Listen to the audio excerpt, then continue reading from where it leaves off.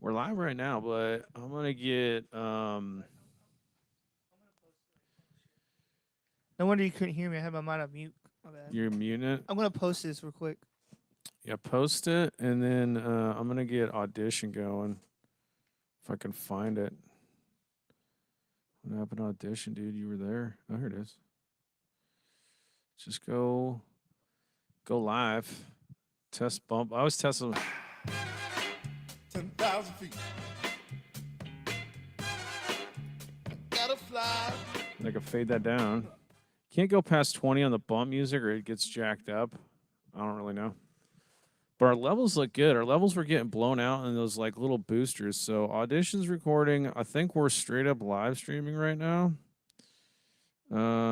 This is what it looks like here. Let's see what OBS looks like.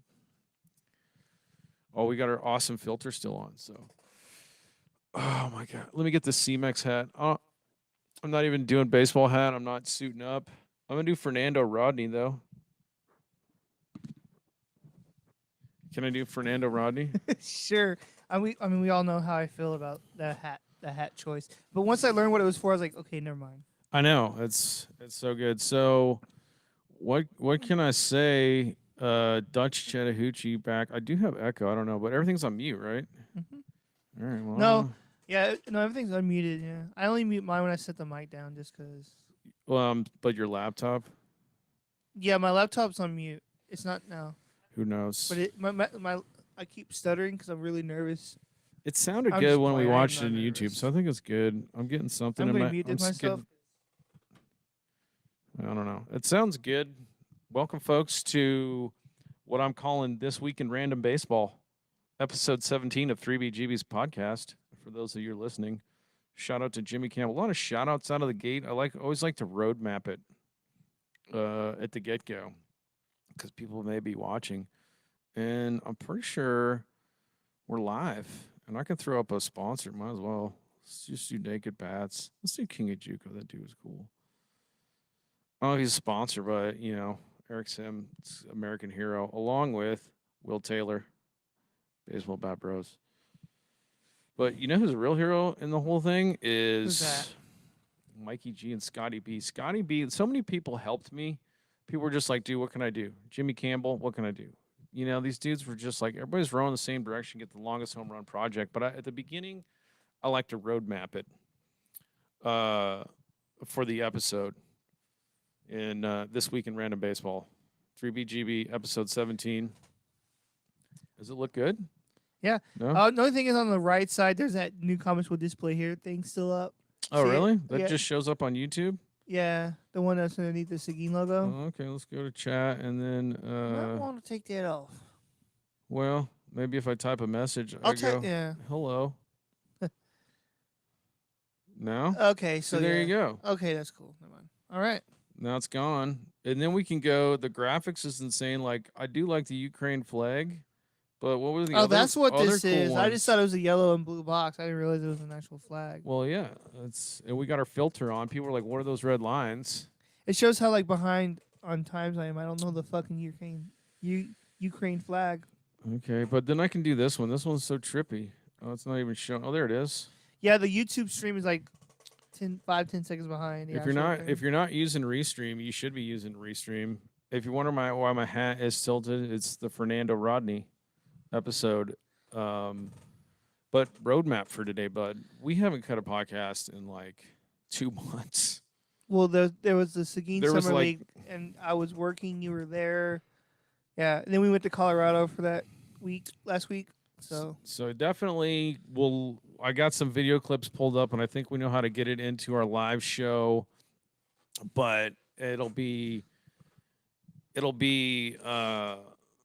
world record attempt chat. We'll talk about that, how cuz Ernest Hemingway said, go out and live a wild life and then come back and write about it. So, I mean, I got hot takes. I don't want to poop on hot takes. That's probably going to be what most of our show is. But it's also good to get out and go to Mexican League games or go to Mexico City and catch the Diablo Rojos and then come back. And that's a part of your podcast. So we had a wild time in Victor, and we should talk about it. speaking of quotes, I had to look up make sure I got the artist right or the writer. Shakespeare. Yes. But one of my favorite quotes of all time, it kind of relates to what you just said. All the world's a stage. All the world's a stage. That's Shakespeare, right? Yeah.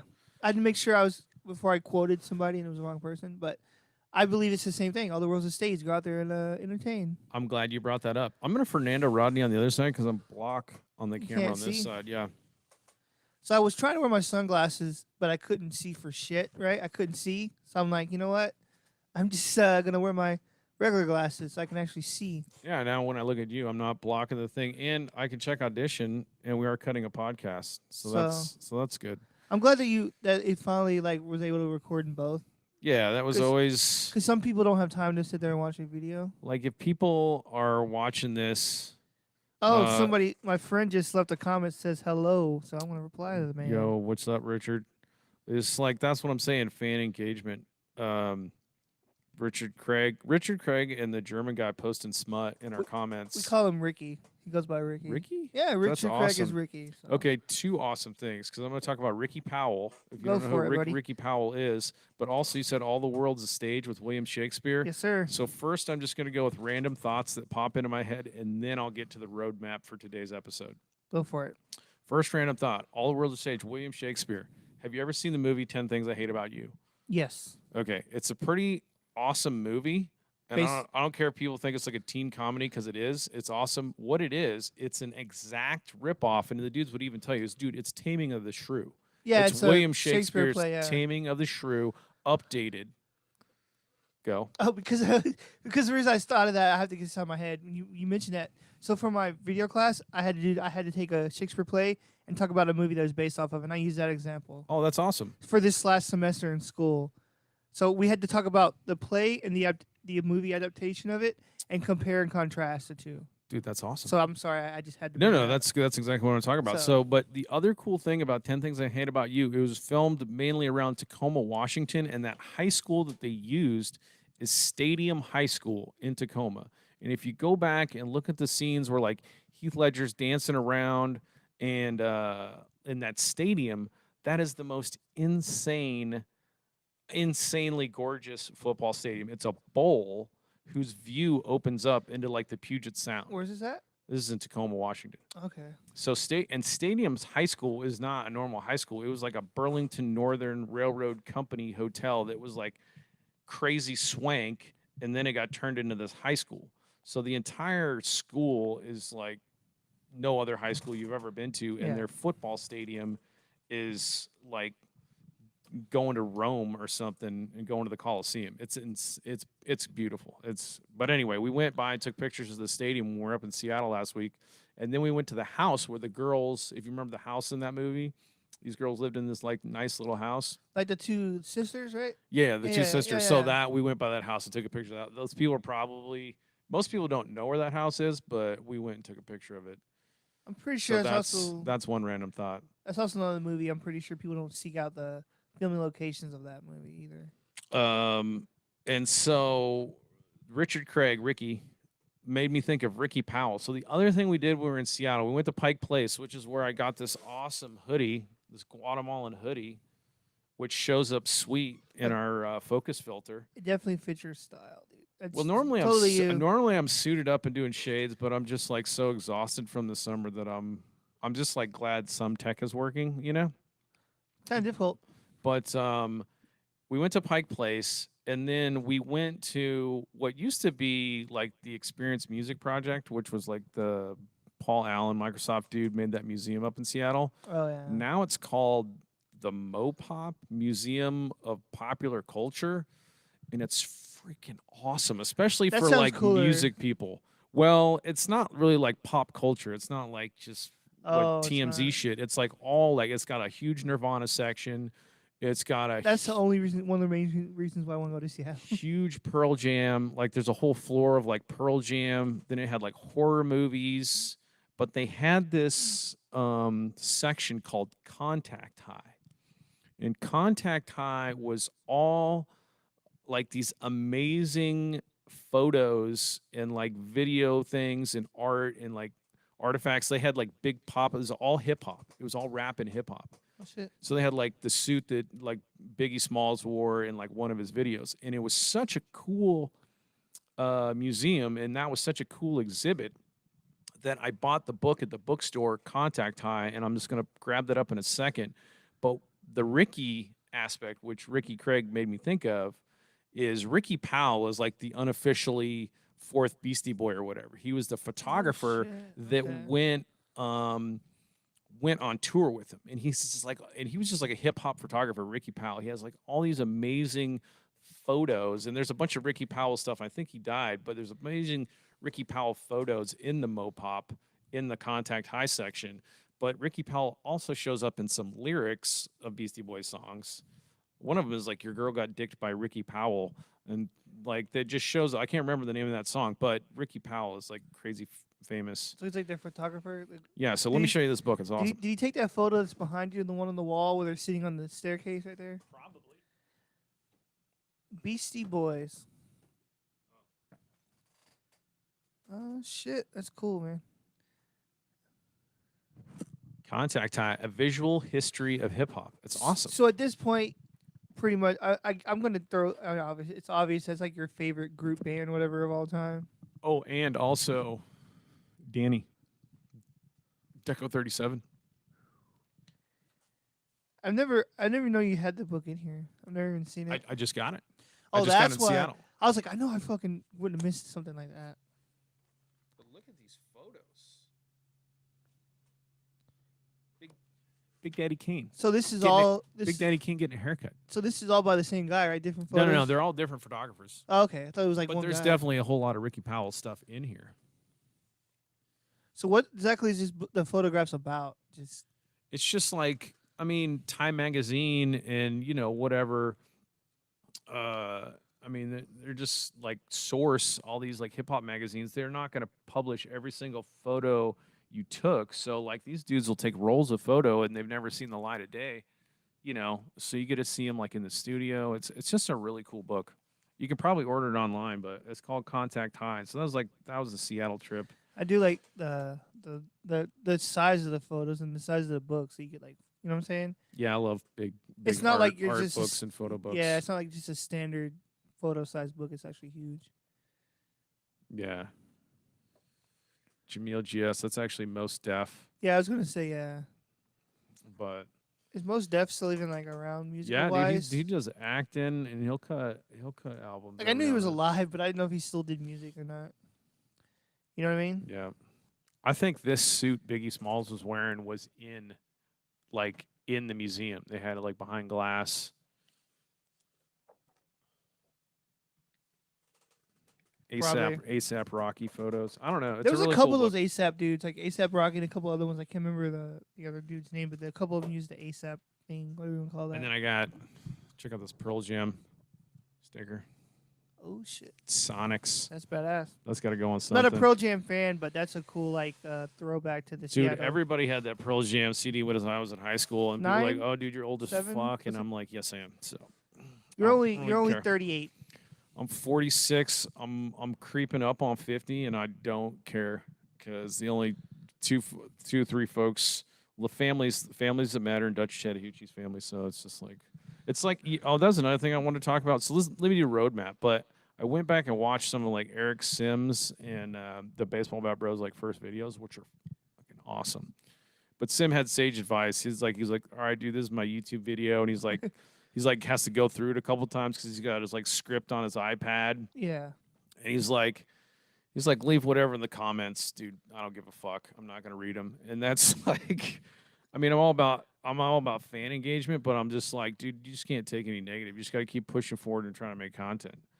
So Which he does on a daily basis. You know what was cool I thought about him? It was just literally him and his dude, his camera guy, and that was it. Yeah, Kevin. Yeah. Is he That also dude is awesome. is he also his editor? Does he also edit his videos too or no?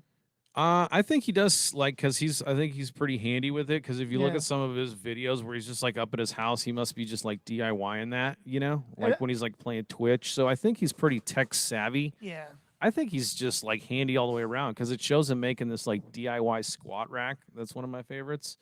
So he was probably getting it going before he could like straight up hire Kev. And now, He's like, I got the money to hire somebody. also ran a Beastie Boys. There's a cool song like the Beastie Boys because MCA died. There's going to be no more Beastie Boys, but Ad Rock every once in a while will cut something really random. And there's Yeah. a song Yo Kev with Champagne Jerry, and nobody knows who Champagne Jerry is, but they should check him out. It's hilarious.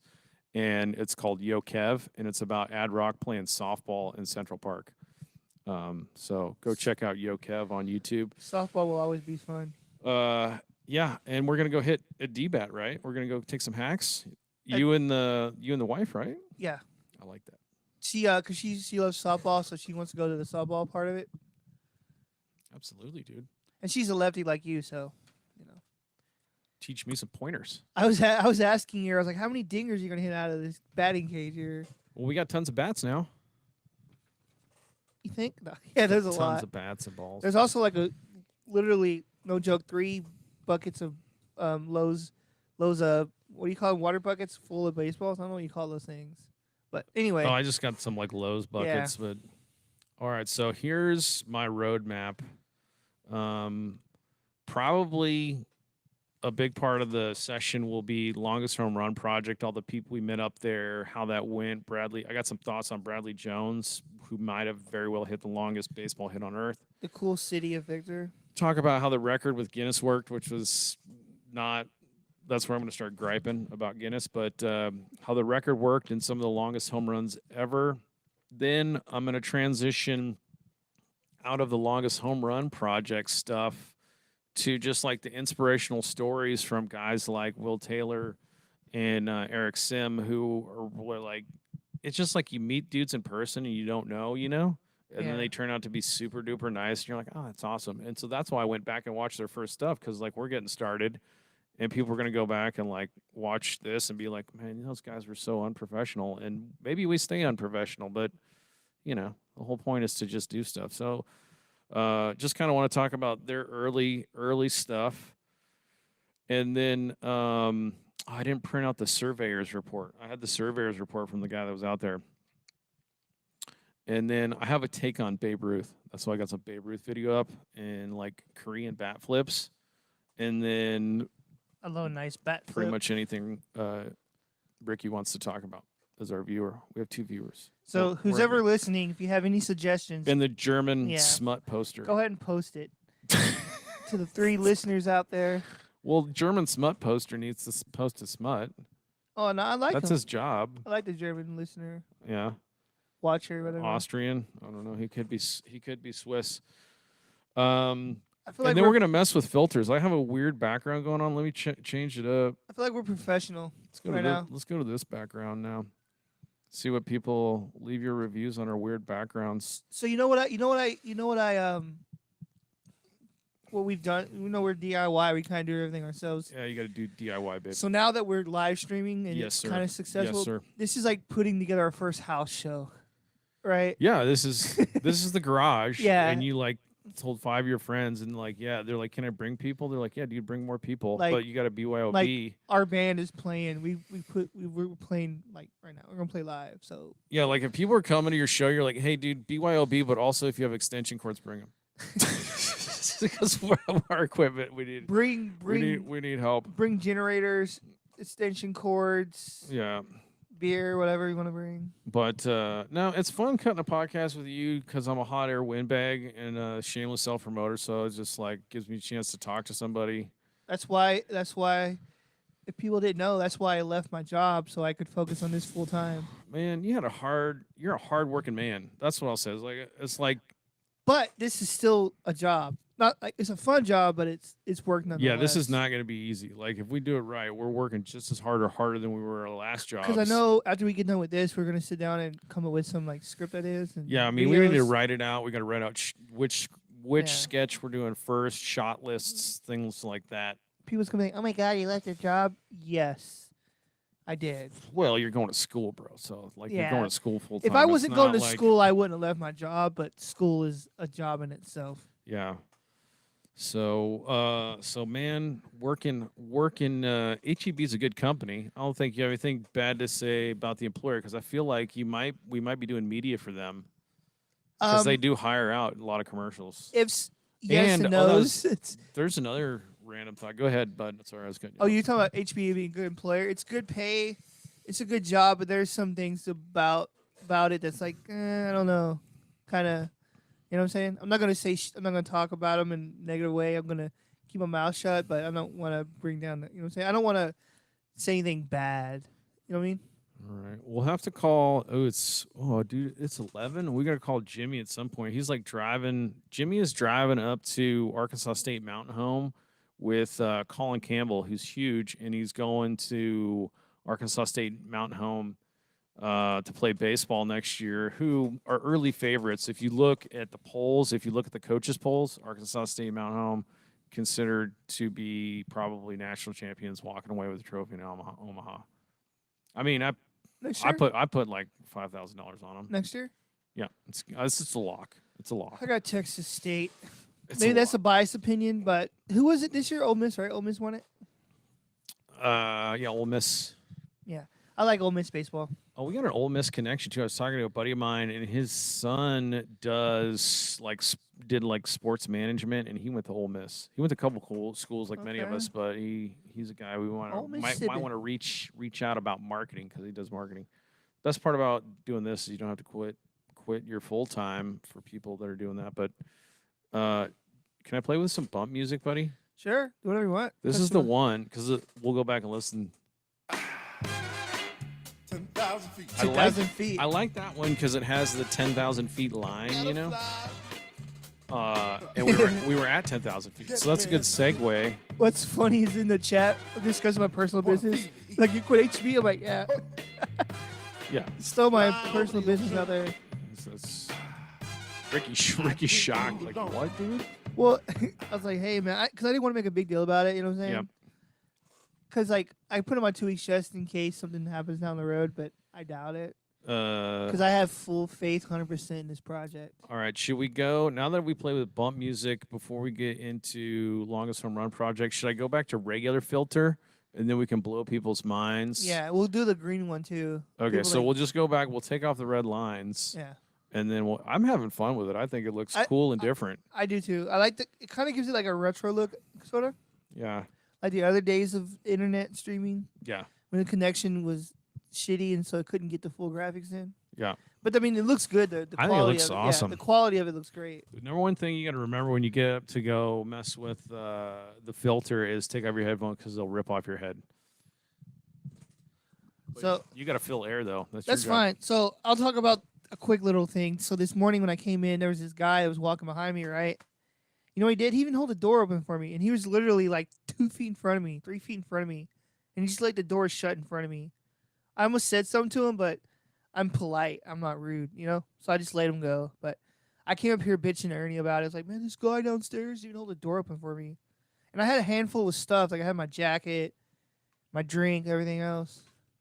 Is that this building? Uh-huh. What? But then, like, it's weird because, like, he opened the door and then he, like, ran up the steps. Like, he just went, he jolted for the steps. Tell Mr. Nakatomi. I am. I'm going to make a complaint. Mr. Nakatomi will put his ass in the gulag. So, yep, that's without the lines. This is what it looks like. This is probably our best camera and best lens. I don't know if there's any smudges on it. I didn't really clean it. And I think it looked blurry. I was looking at it. I was like, we looked crazy in focus, but who knows? Who knows what it actually looks like? But, yeah, longest home run project conceived so many years ago. For people that don't know the story, this was Way before I even knew you. This was like when I was like 19 and I was from Bellevue, Washington. I go to JUCO in Susanville, California, which is like 4,000 feet elevation and noticeable extra ball travel. And then you're like, oh, okay, that's sweet. Maybe you can get a little power, get the fungo. You get a little power at elevation, and then you start hearing about these like legendary shots that got hit in Denver, you know? And Joey Meyer was the one that I had heard of. I have a baseball.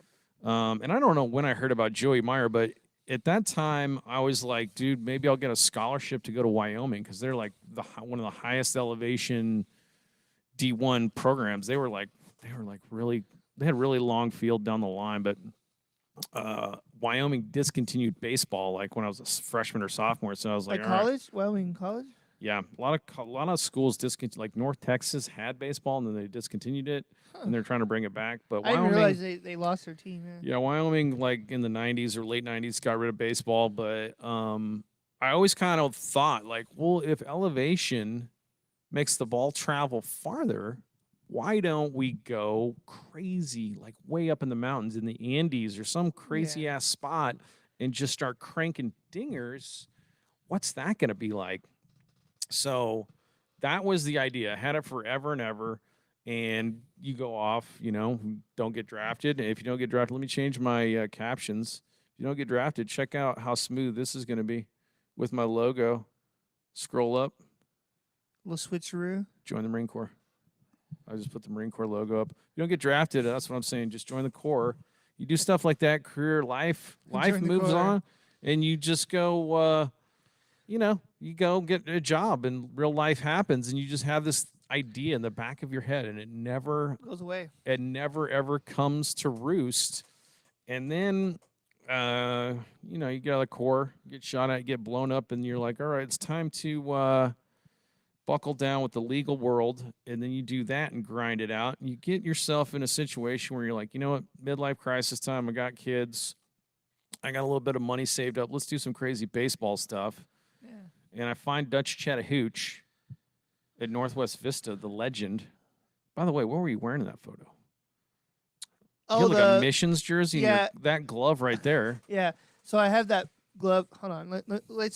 Yeah. So I have my maroon jersey that's now framed behind me. I had my missions hat, my flying chocolate hat. Dude, and all I know is like you could look at people's profiles in class to like figure out. And I was like, I know I'm gonna find somebody that likes baseball. I'm gonna find somebody that likes baseball. And I saw that picture. I was like, this is my guy. you could say this is a glove that started it all. That is the glove that started it all. Your love of baseball drew me in to I was like, this dude, you don't have to be an expert in baseball. It's just a weird, wild, woolly sport. It's a literary sport. It makes no sense in many ways. It's very different from, the knockdown, drag 'em out of football, the fast pace of basketball. It takes an artistic bent of a human being to enjoy baseball. So that's how I knew I was going to get Dutch Chattahoochee. And so from there, we started cutting our podcast, And the podcast, as you're putting on batting gloves, we have some Marucci batting gloves back there too. Because like in baseball, you get your gloves on to do your thing. That's what I'm doing this for. Where's my little thumb protector? I don't even know what I do with that, if I packed it or not. But So yeah, I'm gonna be wearing gloves because these are my game day gloves. So this is game day. I won't put my gloves on. so we linked up. So it's gonna see this like, why the fuck is he wearing gloves? I'm like, dude, you never know when the occurrence might come. What the 12 people that will see our stuff. But it's gonna grow. Let me change the background. It gets weirder. I'm gonna go to the background you liked. That one was cool. I'm just gonna take out these gloves because I'm probably gonna get hot. You're gonna get hot in the studio. So then we start cutting the podcast. The natural thing to do when you have a podcast, Earl, is what? Grow. Right? We're trying to get better. More listeners, more viewers. Trying to get better sound. Trying to get different content to keep people entertained. So we started doing interviews, right? We got Sammy Diaz, who I've got a clip of, Slamming Sammy and Luke Malone up here. Then we got Kang and Tapia up here, which also reminds me when I talk about here, there is an option we might relocate to Alamo City Studios. The only detraction to going to the Alamo City Studios that's getting built in Medical Center is we have so much random ass memorabilia that those offices up there are actually made more for like sound. Like the walls are kind of like soft and clothy and you can't like hang stuff up. So I'm like, what do I do with all my junk? So maybe we just like go up there if we really needed to get good sound on a podcast. But so where was I? So yeah, we started interviewing dudes. We got some UTSA guys out here, and then we hooked up with the Seguin River Monsters, the legendary the legendary Seguin River Monsters of Mike Gigliotti and Scotty B and Louis Solis. Yes, sir. And I want to shout out to Michael Perrin. Really helped us out a lot. I need to text that dude. Big thank you. But a handful of people helped, but those were the big ones. So there's that. But we started early on. I was like, I'm gonna try this crazy project. I flew up to Victor in February, talked the city into it, and then once the city was on board, I was like, all right, well, we need some sponsors, we need some players. I couldn't find players, and then Will Taylor, legendary Will Taylor of Baseball Bat Bros, and his younger brother JT Taylor, who plays in the TCL, which is kind of a random coincidence. If you would have told me that was Will Taylor, I'd have believed you. It looks just like him, his brother. I mean, it's kind of crazy, but Will Taylor says, that's kind of a crazy idea, dude. Let's try it. And so once he got on board, I knew it was going to happen, and we lost tons of money on the deal, and we didn't break a record, but we got to see those dudes in person and got to see some amazing hitters hit. And like, dude, it's Major League season. You want to hit in the summer when it's warm. That helps distance. You're just not going to get dudes unless you get. But Bradley Jones was insane. I mean, that guy's Toronto Blue Jays organization. There's some crazy stuff up there. I like that. I forgot his name. The high school kid that when he swung the bat, literally hit it. P.D. Kraska. His swing was so sweet. Kraska. Like when he would go around, it would go all the way around, and the bat would literally smack his back. It was so cool. P.D. Kraska was amazing. Let me pull up some video then. That dude had some serious power. He did. Let's go find some P.D. Kraska because I got. And everybody that was there was jacked, man. They were all huge dudes. Let's do this. They were gonna. That's so. Honestly, though, you know what's so funny is we did this like a million times in. We did this like a million times in. Oh, there it is now. I don't know. I guess. Oh, it's it's like the scoreboard. You have to have it on top. Oh, okay. Okay, but I can't find my mouse. Also, I was gonna say, you see that ball that I got where Eric Sim hit it? I grabbed it and kept it. It has the on the ball. It has where the bat hit it. It has like a marking. I kept it. I was like, oh, this is fucking cool. This is crazy. This is gonna be like really hard to. Are you talking about the Babe Ruth video? No, I just actually can't see my mouse. So one tech problem after another. Isn't that how it always goes though? Like I can't even. Hey, like it never goes 100% the way it should. I would have never what would go wrong technologically. Like I actually can't navigate because I cannot. I literally can't see the mouse. That's hilarious. Okay, well let's try to go. That's so I have two screens in my house for my where my computer is. And sometimes I don't use the other screen, so I forget that it's there, and so my mouse disappears because I'm technically in the plane of the other monitor. I'm like, where the fuck is my mouse? That's the funniest fail I've ever seen. I don't know. Oh, your mouse isn't shown on the screen? I mean, stuff is coming up as I scroll, but there's nothing. See. You know what I'm saying? You have to kind of hover over it and hope. Yeah, there's no. You just have to see what highlights. That's unbelievable. Ricky just mentioned that if we have trouble, we should call tech support. That's not what we do here. We figure it out ourselves. It's unbelievable. We find a way. It's just a few buttons that we miss. Nothing That's crazy. Beyond unbelievable. I don't even. Ricky, dude, Google how to make your mouse not be disappeared, and then let us. I think it's a conspiracy by Nakatomi to totally crash his podcast right now. Dude, I mean, but I'm sorry, not Nakatomi. It's probably Stan down there in guest services. Yeah. Because he's always trying. He wants to do a baseball podcast, and we're the only one, and he wants our spot. I would have never in a trillion years believed.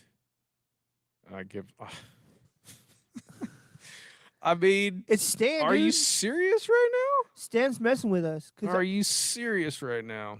Do we go talk to him? Stan's doing it because he works in the customer service area, but he also has control of the servers, so he's probably making yours do that on purpose. Well, technically, if we really did this, we'd have Louis Solis. He'd have a separate. I think that's how pros do it. There's a separate production booth guy where you're just bring up that video and there's a guy whose computer actually works. They usually like, in a booth in the background. We can't really see them. That's the funniest thing I've ever seen. Like, I'm just gonna click on stuff. The MozartGroup.com. I like that. That's crazy. So the Mozart Group, I know the guy. I can vouch for that. I can vouch for that. I wish the people could see my chain a little better, but that's all right. I think Like, it's it pretty was slick. beyond. I can only laugh, honestly, man. What's hilarious is how like you're not even in the live stream window anymore, and it still won't show your mouse. Like I Yeah. could understand it more if it was in a live stream window, because maybe whatever, I don't know, but yeah. You know, there's this podcast I listen to called "Your Favorite Band Sucks," and it's literally two dudes just sitting on the couch talking. So I'm like, yeah. You don't need to like have a professional setup to be successful. You know what I mean? Yeah, It's all about content. It's not about like how professional you look. It's all about like I delivering would content. minimize this window if I could get the cursor over it, but I can't see the cursor. So, I had like all this video content lined up that we were gonna watch, but I can't select anything. Well, I guess we're gonna it's do something else. unbelievable. Like I'm just like clicking on things as they highlight, but I don't know what to tell you. Like you can see, it's funny because you can see the YouTube window on our podcast screen still. I know I'd minimize it if I could. If I could get over here. Try doing control. No, I don't want to do that. It might mess it up. Yeah, I mean Control Alt Delete, but I don't know if that'll. Try anything. So the live stream is still up. Okay, well now I have it. That was amazing. Was All it- right, so Was that what it was? I guess you're a genius. All right, so there's Sammy. Control Alt Delete always fixes everything. I guess. Let's find PD Kraska. So there's some good intro. There's Kraska right there. That dude, and he also had a nice salad. Very nice salad. But check out his swing once we start cranking. There's Juco. There's my dude right there. That dude was cool because he came over to the. Sim and Will Taylor table. were truly nice. Here's Kraska hitting, I think. Watch this guy swing. It's like I said, he was a cool dude. He came over to the table, talked with us for a while. Yeah, Kraska was cool.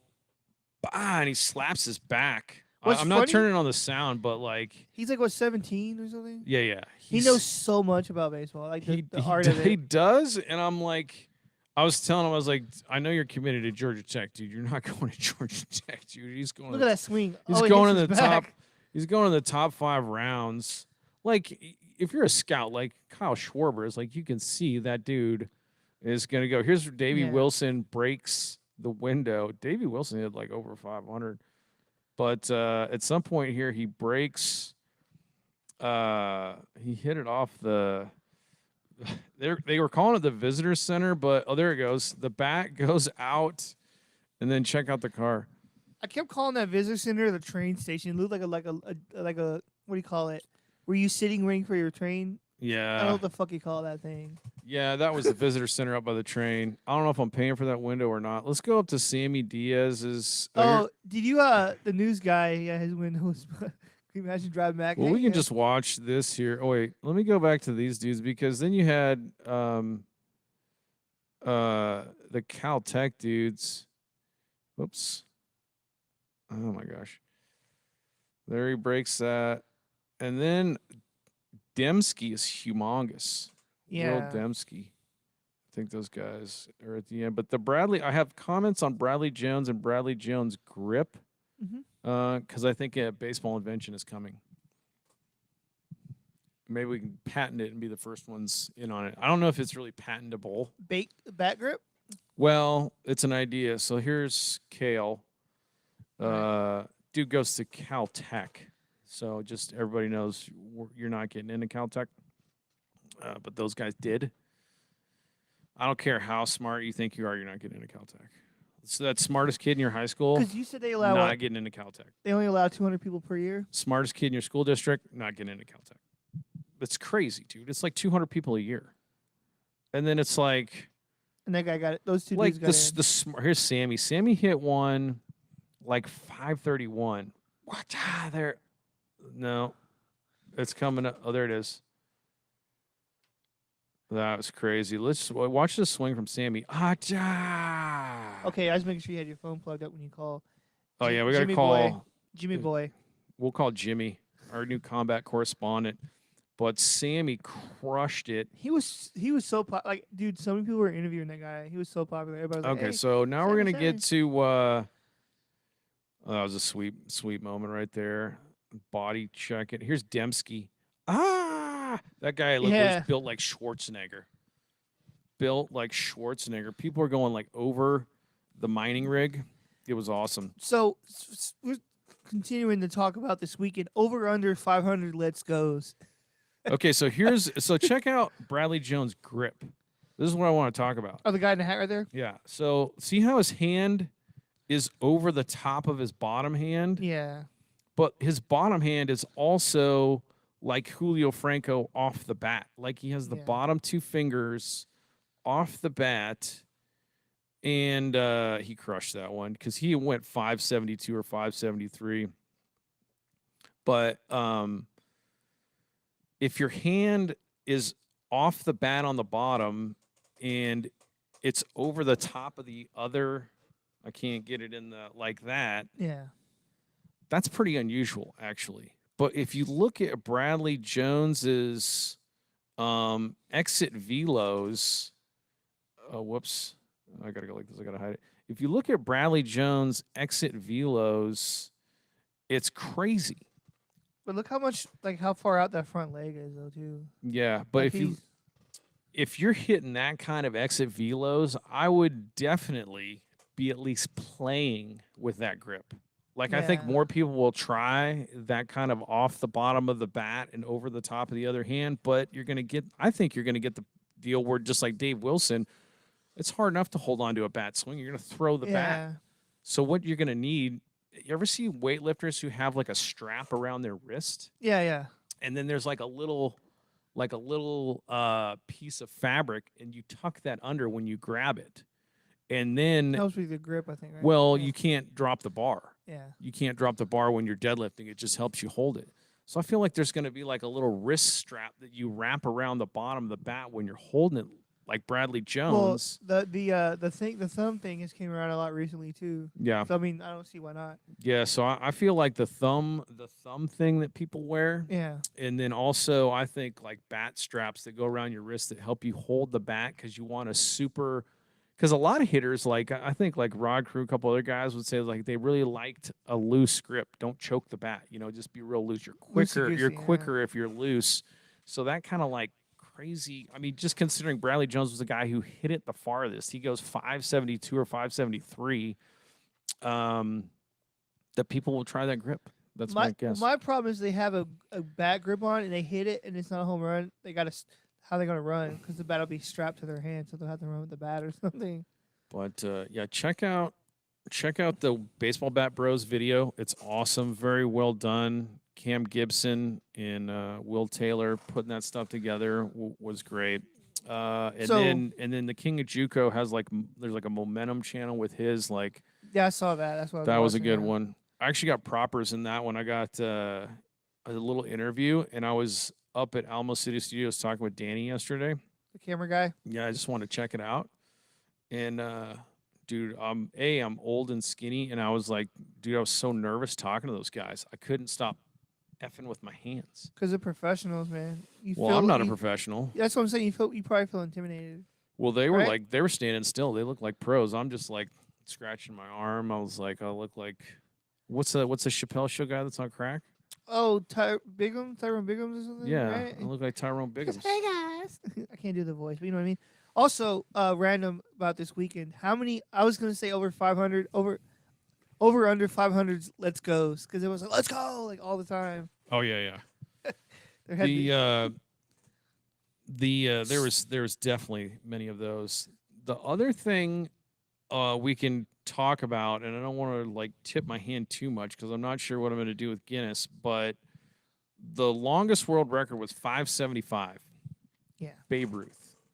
Problem with that was nobody ever measured that. That was like some announcer in Detroit who was like, I estimate that ball to have gone 575 feet. There's the key word, estimated. Nobody ever measured that ball. Exactly.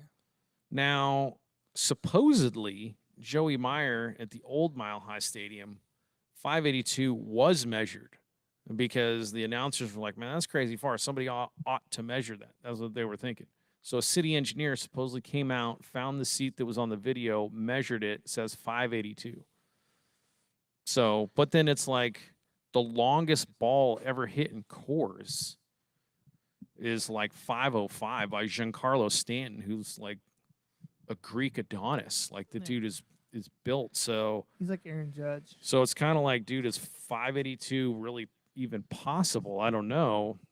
And then you got Bradley Jones going at like 10,000 feet with aluminum and like super wound tight MLB balls, and he's going 572. So 582 sounds insane. That said, I don't want to take anything away from those guys.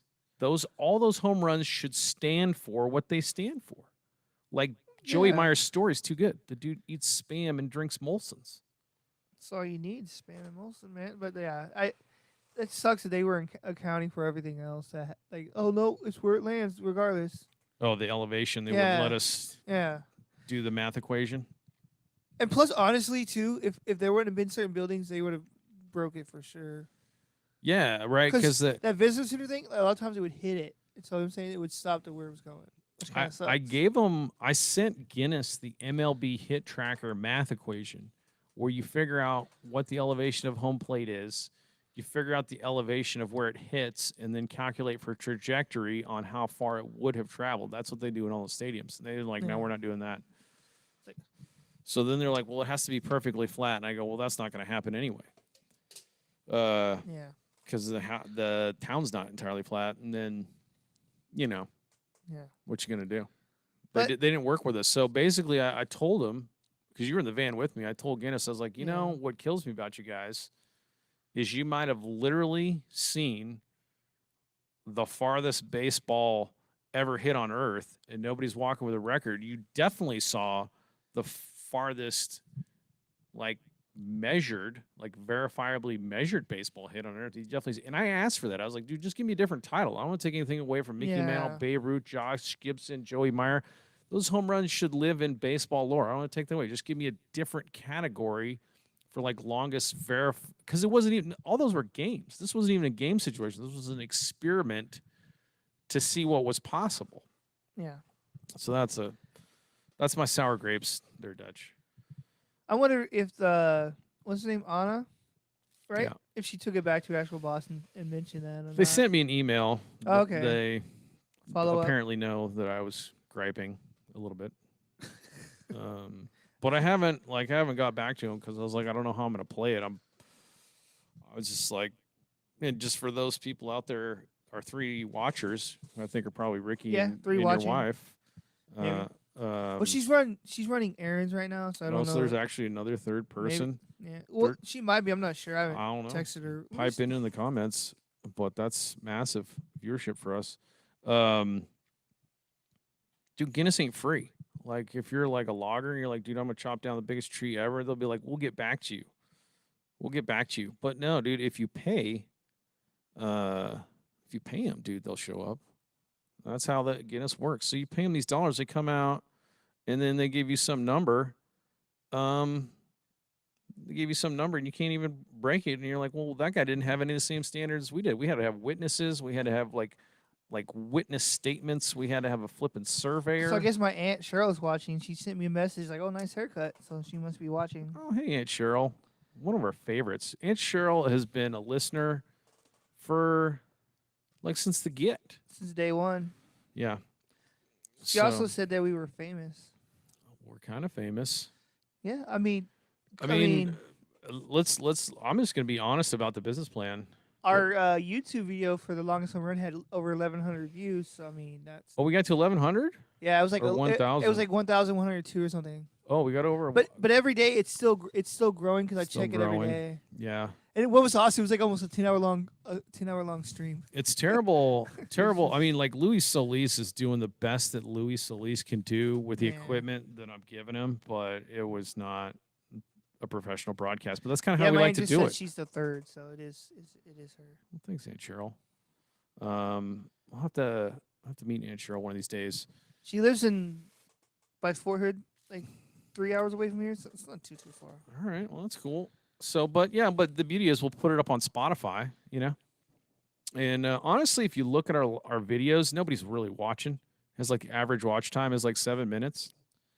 That's all you need is 7 minutes. That's all you need is 7 minutes, and Because you can know somebody in 7 minutes for sure. you can. And you know what got the interesting thing about YouTube analytics, and maybe we can bump music into talking about Eric Sim and Will Taylor's early stuff. If you look at YouTube analytics, you can see all this like data, like average watch time. So the longest home run live stream's like 9 hours. Yeah, it's almost 10 hours, like 9.5 hours. It's like 9.5 hours. Average watch time, 7 minutes. Which is what I would do too, because it was just like you have to like click around. You can't really see where the balls are landing. We're just talking out of our cornhole. But give us a couple of years, we're gonna have those. We're gonna have stat crap. Yeah, we can see it. We'll figure it out, because this is just a graduation from trying to figure all the equipment and different cameras out in this ATEM switchboard from the Seguin River Monsters game, whose logo we'll put up. Luckily, these switchboards are easy to do. You know, you just have your buttons, but it's not hardcore. Yeah, I learned it in 5 seconds. there's our logo. That looks sweet. Which logo did you use? The standard like black and green. I like the black, yellow, and green one for some reason. Oh yeah, you know why? Because we were doing the Bad Brains episode, and so I color coordinated to the Bad Brains. Oh, that's cool. Could they do like what is it like the Rastafarian thing that they did? Yeah. So I just took the colors off from that. That's why. But yeah, that's a cool one. Yeah. I like that. Anyway. I like you have good taste in kind of artistic things like that. But what was I saying? So YouTube, analytics. So but the other one, check this out. This is crazy. So crazy long, average watch time 7 minutes, which kind of makes sense because it's like crappy content, not good video, and we're just talking. But the audio portion, the commentary, commentary was fire. top notch. The other one where we just threw on the cameras in the house and we did the bull sesh. My mic, the whole time you cannot hear me. Oh well, it was terrible. But point being, average watch time 7 minutes. It was great. I thought that little thrown together podcast was kind of funny because there was no rehearsal or nothing. It just turned it on and started talking. Dude, I was just stressed out. I just needed to talk. Also, I would say Jimmy was cool to meet. He was funny. Brandon was funny too. Lewis's dad. Oh yeah, you want to segue to a Jimmy call? Yeah. Call Jimmy boy up. All right, folks. We're gonna do a phone call and we're gonna get. We're gonna see if we can get Jimmy. You know, it was funny too. Yeah. This weekend, like every time I was talking to you and stuff, you looked so tired. Dude, it was brutal. It was like 3 in the afternoon. You're just standing there like, I'm so tired. You could just tell. I mean, I think it wasn't so much the lack of sleep that got you tired. It was like dealing with talking to all the people. Talking to all the people, and I just didn't know how things were gonna go. You know, with everybody, because I'd never met these guys. I just talked to them, and yeah, it was wild. It's a wild time. They should have, when they were asking like who we were and stuff. I should have said, "Oh yeah, me and Ernie, we work at Caltech. We're their like tech support dudes. We run a show there, but we moved anyway. Yeah, the people. Caltech's super nice. I do want to go out and cover some of their games if that's possible, or at least just go out and watch a game and then interview some of the guys, because we already know Will and Kale, so we kind of got like an in. They're like, which is crazy, like how smart and how lucky you have to be to get in there. Yeah, I want the interviews to like talk about their academics and stuff. Like I know we're here. We're at a baseball game, but let's talk about your smarts. They could just tell us about what they're studying, electromagnetics and things. Also, Jimmy's kids were funny too. They were funny. I can hear it ringing. Yeah. Oh, he's gonna pick up. Hello. We'll see. He told me he's driving out to. You never know. Yeah, he could be busy, occupied. I'm gonna see what the ring sounds like in audition, because I can see levels there. Yes, sir. What's up? We got Jimmy. Let me do it. Do sound check 1, 2, 3, Jim. Sound check 1, 2, 3. Yeah. See, I'm gonna have to hear that beautiful voice I gotta coming turn through. him up. Yeah. Are you still driving, buddy? Well, I've been stuck in Sherman since about 10 o'clock. Sherman? I'm not on the air, am I? Yeah, you are. You're on the air right now, which is hilarious because now my wife is calling in the middle of cutting a live stream and That's podcast. what that beeping noise was. I was like, what the hell? Like it never fails. It never fails if we use the phone. We'll call. It's like she knows when you're going to call somebody. I love you, babe, but seriously, you never fails. So, but yeah, there's nothing to talk about. We have 3 people watching, and we're one of them on YouTube. Yeah. The other one is Earl's Aunt Cheryl, and the other is his buddy Ricky. So, Ricky Craig. yeah. Ricky Cray, Aunt Cheryl. Now we have Jimmy Boy on. But Yes, Jimmy yes. Campbell, the newest addition to the 3BGB crew, combat correspondent, and basically was Combat. well, I like saying that just It because sounds cool. Well, Well, he I is. I was a combat consultant for a couple of years for you guys, and then once you kind of went formal with 3BGB and everything, y'all made me a correspondent. So I don't know what the difference is, but Same thing. Just different wording, we'll say. that's Different good. I just got to get your It sounds levels better. turned up there. But yeah, bud, how's the drive going? How close are you now? Oh, I'm about 30 minutes outside. I've been sitting here since 10:15 in Sherman. It looks like a bad. I'm literally just sitting here. I've been sitting here for about an hour and a half. Oh my god. It was 2 semis that came together and kind of crushed the. Oh, so you're just stuck in a traffic jam. Well, I was kind of on the. You kind of don't want to be, because behind me about 100 yards, the cops have cordoned off and have an alternate route, but I'm right here at the front of the wreck where you can't. It's kind of exciting to watch them, work their thing, but it's is what it is. But Oh, that's good stuff. But Well, I got plenty of time to talk to you guys, which is good. well, There we you can go back and you'll be able to check out the stream and hear your portion of it. And somewhere around here I have your binos. Look at this. Jimmy came up with a great bit that we would be like looking at long bombs in these sharper image binos, and I have that and a bunch of Jimmy Campbell bats. I got a bunch of Jimmy stuff. I came home with all kinds of goodies. There's like 100 bats over here, like 400 balls. Everything's just kind of. Well, it's y'all get more use out of them. Although I could use them this weekend, but I think y'all you need get more use out of to them. come down to San Antonio. We can all do some like batting practice and see people. Yeah, we Oh, want to go to that'd be- DBAT now. We're all Yeah. motivated. I want to start taking that'd some be hacks fun. again. Do you take? When's the last time you've been taking hacks? You just take hacks with the boys all the time?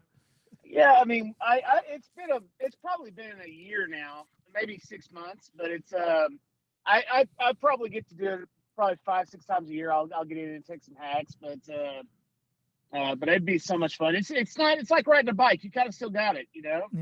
I kind of sometimes, when you're doing batting practice, it looks, if you're having to face a pitcher, it looks like a little golf ball. But when you're just doing batting practice, I feel like the years and years of accumulated cheeseburgers have helped my power. You know what I mean? I feel like I got more power these days. Uh-oh. So are you like hitting those 40-mile-an-hour fastballs? Is that the cage you're in? 100%. Yeah, I can't. Yeah. It starts to get really, like I said, it's funny because, and Ernie will tell you, like, we used to face guys throwing 80-45, and you'd be like, okay, wait back, because you get used to 90 plus, and then you're like having to wait back. Now, if I see 70, I'm like, that dude's throwing at least 96. Yeah. Because You know, 40 is and- still something. All right. Yeah. Now you'll be able to find your portion of the YouTube stream because I pulled up KBO bat flip that I want to show to Dutch Chattahoochee Oh, I From love the a guy nice bat flip, man. called yeah. Young Hoon, and we can get. But I can also, Ernie, when it comes to that, I don't mind listening to the rest of the show as well. I You know. guys are pretty. You guys are pretty entertaining. I've kind of had a little bit of a, you guys have been a low, like on Spotify and on YouTube. I've kind of been needing my Dutch and Turnstile fix. I know you gave fix. you gave us some good feedback because you're like I listen more than I probably watch, and we're going to try to get both platforms going in conjunction so people have that option. But we want to have some fun video content for the YouTube live stream, and I'm putting up this bat flip, which is insane. He jacks his Yeah. palm, and he like pries it off his back with leverage, so the bat flip just goes skying out of the He goes down to shot. he goes down to one knee. Too. Yeah. He's like, And then What's that on? it's on Twitter. I follow this guy. This Yeah. guy's a good follow too. His name is Daniel Kim. I think he's a photographer, but he's maybe based in New York. But yeah, the young home of the Lot A Giants in KBO amazing. There's a lot amazing. of pro players now that hates bat flips, like the bunch of show offs. I think it's great. I think it's awesome. Yeah. You know what you gonna do?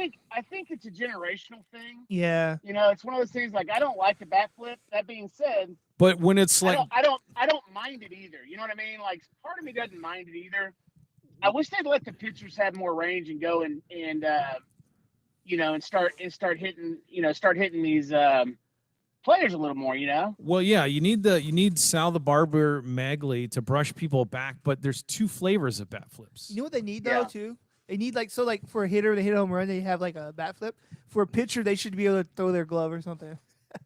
Yeah. That'd be Yeah. Well, cool. I always, That'd be awesome. You know, I wouldn't mind the bat flip. Like I feel like Doubleday made a mistake when he created baseball, in that I wish at the very beginning they would have made it if a pitcher breaks your bat, the pitcher gets to keep your bat.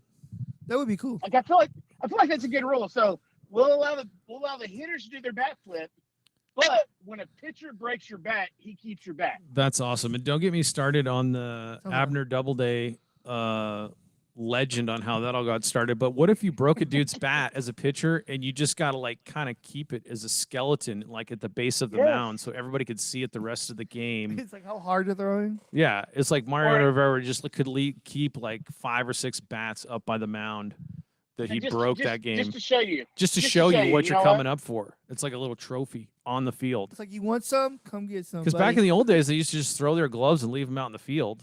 Why Yeah. can't you have that? That's a good idea. Well, then like Roger Clemens could have built a house with all the bats that he would have collected over the years. Right? You know what I mean? Raspberry Roger Clemens throwing 90 off the mound.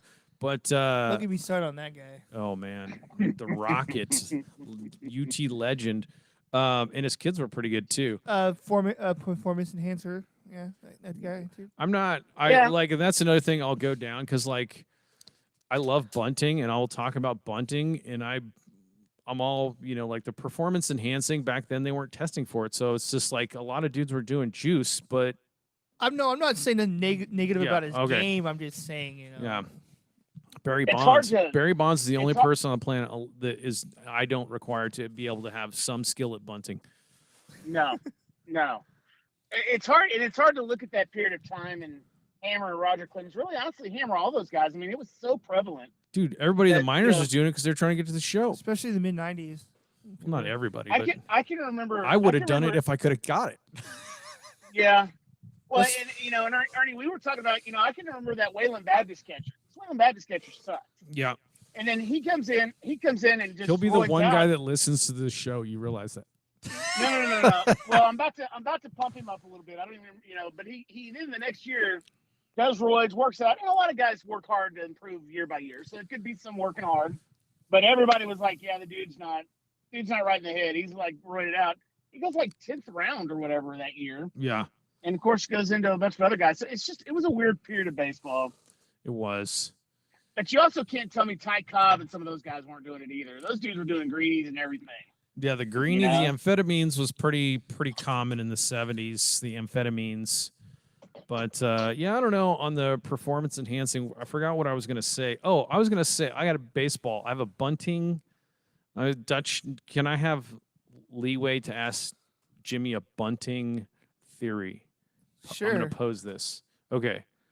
So, you know how people are like, well, bunting's sucks and bunting's weak, but they're small ball guys like us, right? I love small ball. I love bunting. It has a very important. Role I in think baseball. it has an important role in baseball. You need to know how to do this stuff. But advance some um, runners over.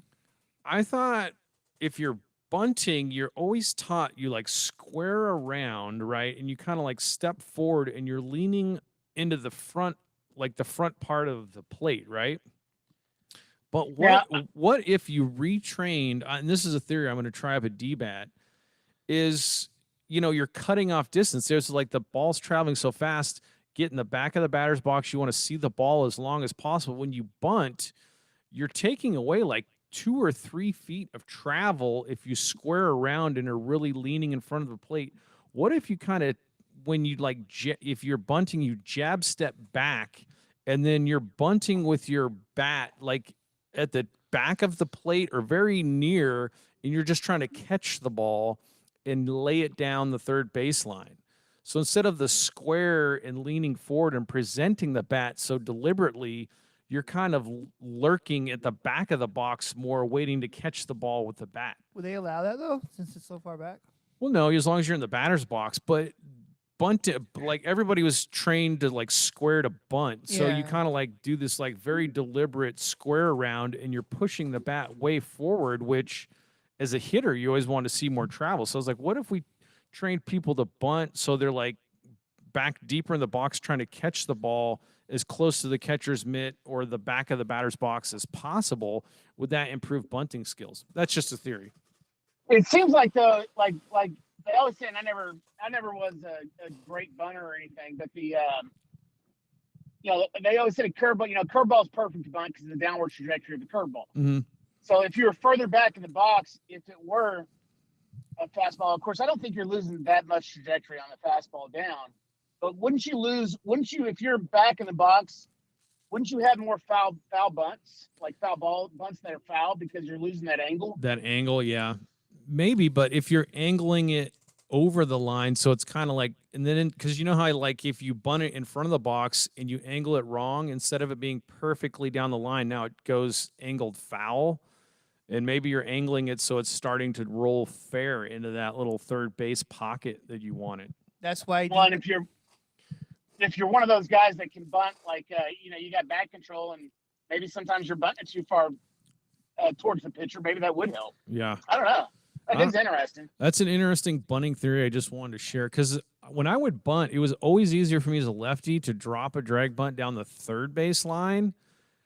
And then, like, if I had to bring the bat forward and try to push bunt past the pitcher towards the second baseman, my bat was I was like almost already running to first. I was like hitting that ball way in front of the plate when I did the push bunt to second as a lefty. But I remember that was always a harder bunt for me because I had to like get it perfectly right. I would pop that up. It was easier, but the third base bunt, I was leaning back more and kind of like just dropping that down. I was probably making contact with that ball closer to the over the plate. So anyway, yeah, I don't remember you bunting that much though. I don't remember you sack bunting. I remember you. I didn't bunt I can remember as much at Lubbock Christian because of the turf. Yeah. But anyway, I can remember getting hyped one time at Lubbock Christian off of one of your bunts. That's fun. Well, D-Bat's a perfect place to practice that theory. We're gonna get up there maybe today, bud. What I'm thinking is video content of you trying trying this method. So it's if it works, you're like, no, I have proof. Eric Sim when he did like his goal to throw 95 or whatever, and he was like filmed himself working out. That's what we'll do. I love watching people try, like watching videos. Did you see that video he made where he was like trying to hit 105-mile-an-hour fastball? Yeah, whatever. That was cool. I love that stuff. Well, I always wonder on Eric. I always wonder how many takes does it take him to do that? Like some of those guys he hits off of are so nasty. Yeah. I'm sure it takes quite a while.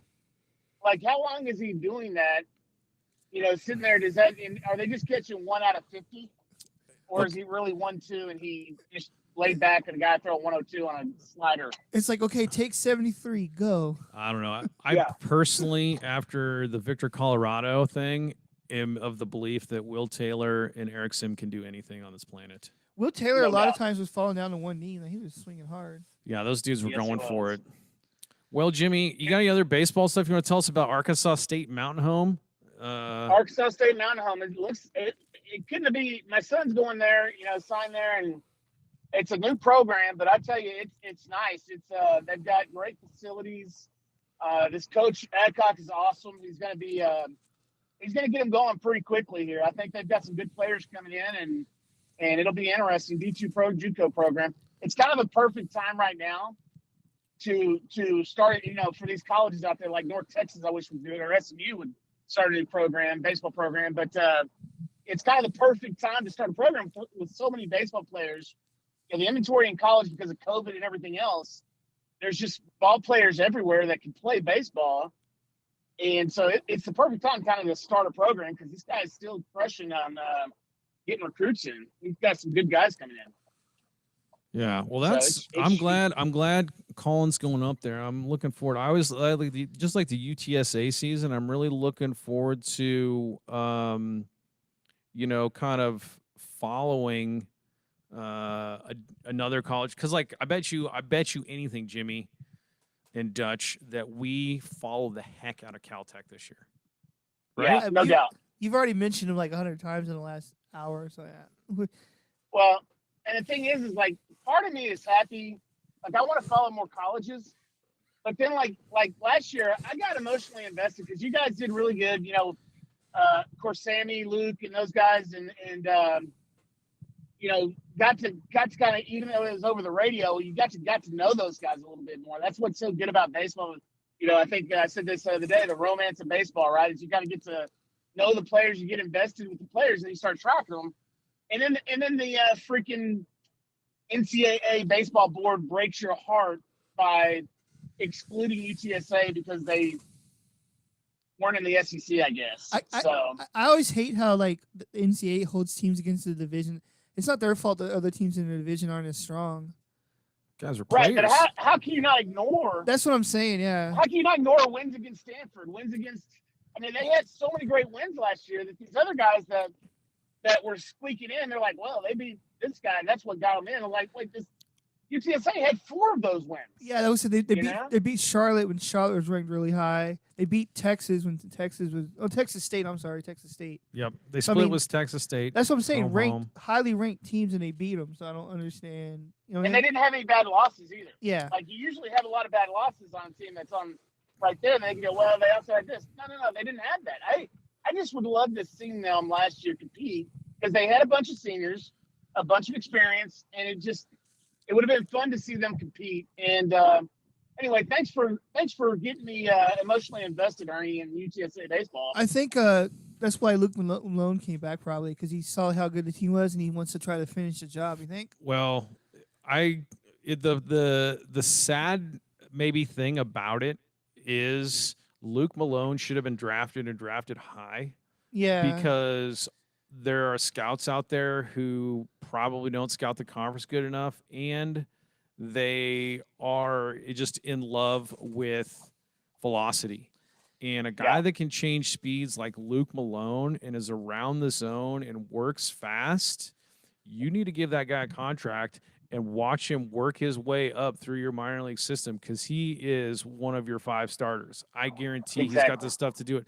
And it's just like whoever scouts fall in love with, it doesn't, he's gonna get drafted though. That's a well, and the other side of that is like we talk about how it screwed UTSA. It really screwed the UTSA players like Luke Malone, like Sammy. There's no way Sammy Diaz doesn't get drafted if he goes into the region. If that team competes and all of a sudden all the scouts, because all these scouts across the nation are watching all the games. Yeah. Instead of traveling to having to come to San Antonio, they're now getting to see these guys on TV. And there's no way if you look at Sammy, if you look at his trajectory, I mean, he was 6'1" six foot or 6'1" out of high school. Grows another couple of inches, which is big growing late like that because hand-eye coordination takes 4 years. He's a better catcher than he is a hitter, in my opinion. And he's a great hitter. Yeah. You know what I mean? And he's a great hitter, and he's doing nothing but getting better as a hitter. That's the kind of guy you draft. I mean, he's on the upswing right now. Yep. But nobody knows about him because, like I said, the NCAA smaller baseball board kind of program, screwed over UTSA. And he still has his senior year, which is awesome. But Ernie, you know that, and you guys know this, Dutch, is that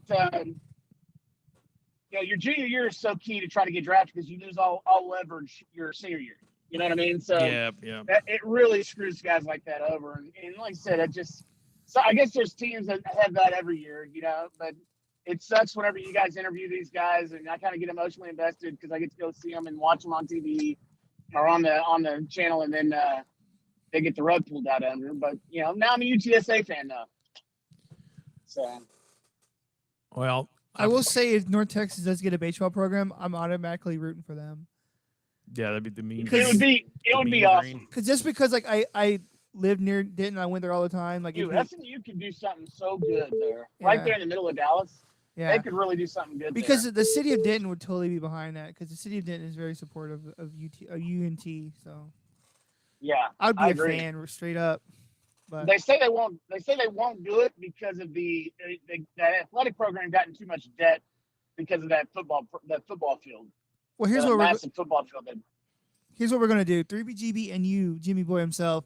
We're gonna put together some stuff, and we're gonna try to get you a baseball at UNT. That'd I'm be all, awesome. I'm all for promo. There's a Yeah. group on Twitter that's trying to get it going. Yeah. Yeah, I saw those. We'll guys. make it. We'll collaborate with them. We'll make it happen. Oh yeah. Is the traffic Aaron, traffic moving, buddy? I just now got broken out, so I'm going about 75 right now. All right, And buddy. Well, so we just wanted we're to all check broken out. in. Oh, go ahead, Dutch. I was gonna say that a fine example that we would do with UNT in baseball was whenever they took football away from what was it, USF or something? Not USF, but the college UAB, University of Alabama at Yeah. Birmingham. Yeah, They took away the football program, but if there's enough support, they'll bring it back. they'll bring it back. Because they see the No doubt. potential. More so. baseball, better baseball, I say. Any Well, and baseball. off topic, Ern, off topic, and I know y'all got to get going, but off topic on this, the drive to Arkansas here, it reminded me of a story that one of these days you've got to tell on over the air. Is Big John Granville, your dad's where the wheel came off the car. your experience when you were going to college with your dad. That's exactly. This is the exact same drive. It was Big Johnny G taking me down to Lassen. Oh, he was driving. Is it like your first year in college or what? Yeah, so I was going to Okay. college. It's the one where the parents are finally getting you out of the house, you know, Yeah. and off you go.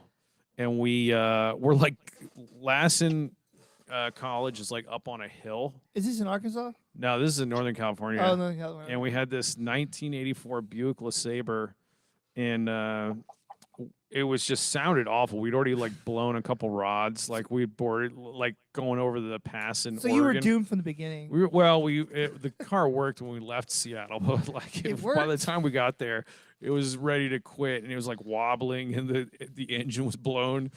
So we're going up the hill, and I don't know where we blew the engine, but we limped into town, and then all of a sudden there's this huge like it just, and the car just like slammed to the ground and came to a halt. My dad's like wrestling with the steering wheel, and he's like, "God damn it, the engine fell out of the fucking car!" The engine fell out? and I'm like, "Oh my god!" And I'm like looking at him. He's all red faced. He's angry, and I'm just like, I look out the back window, and I can see our tire going boing, boing. Oh, so the tire came It's out. like bouncing down the hill into Susanville. And so he pulls over, and he's just livid. And he just points at me. He's like, "Go into town, find that fucking tire."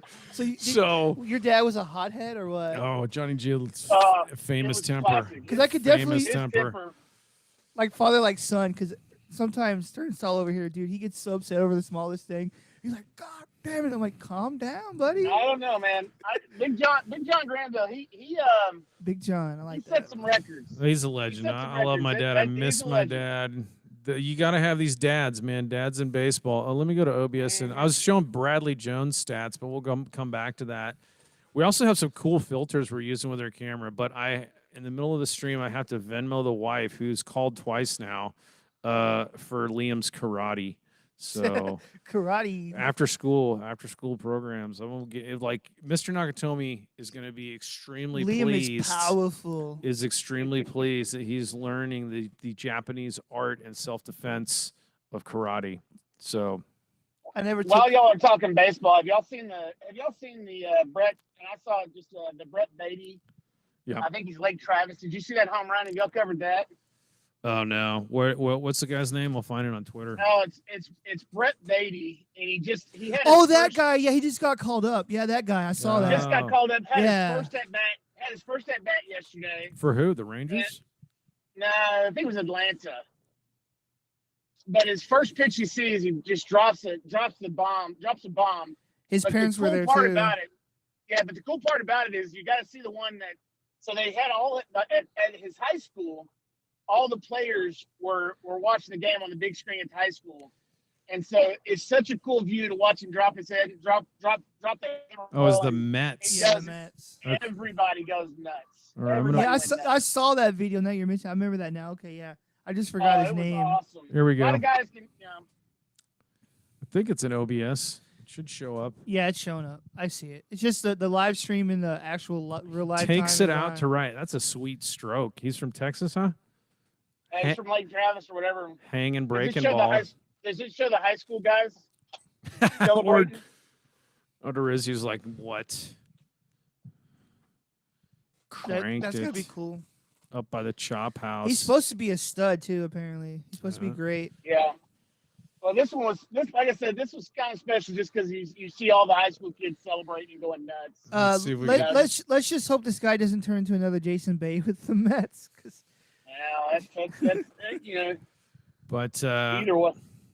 good stuff. I Venmo'd for karate. We got Jimmy on the phone, Dutch. We're cooking with gas now. I found the mouse.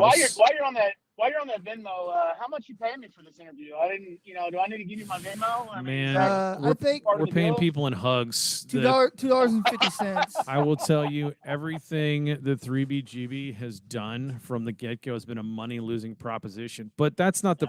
I will say If Jimmy comes down to San Antonio, we'll pay him in a taco meal or something. people are like, why do you do this? It's like, dude, we all have. Like, I was in an office drafting contracts, reviewing legal stuff. The reason you do this, like, the game plan isn't a secret. It's like so we can sell advertising. Like, Yeah. I want to have a job where I do what I love, which is be involved with baseball. But the point is to be successful enough that some sponsor goes, here's money to put my ad up. which is what we're working towards. And so, like, straight up content and entertainment business is selling advertising, but the good end of it is, can you promote baseball or do something that's fun and unique and people enjoy it? So that is the end goal, to sell you dish detergent. No doubt. That's how you got to fund it. But it's also one of those things. That's, again, kind of going back to Eric and Will and those guys. Yeah. Go back to those dudes. They connect well with my son's generation, right? Everybody knows those guys. That's what keeping those guys. Yep. Because baseball would be a dying breed the way it is right now.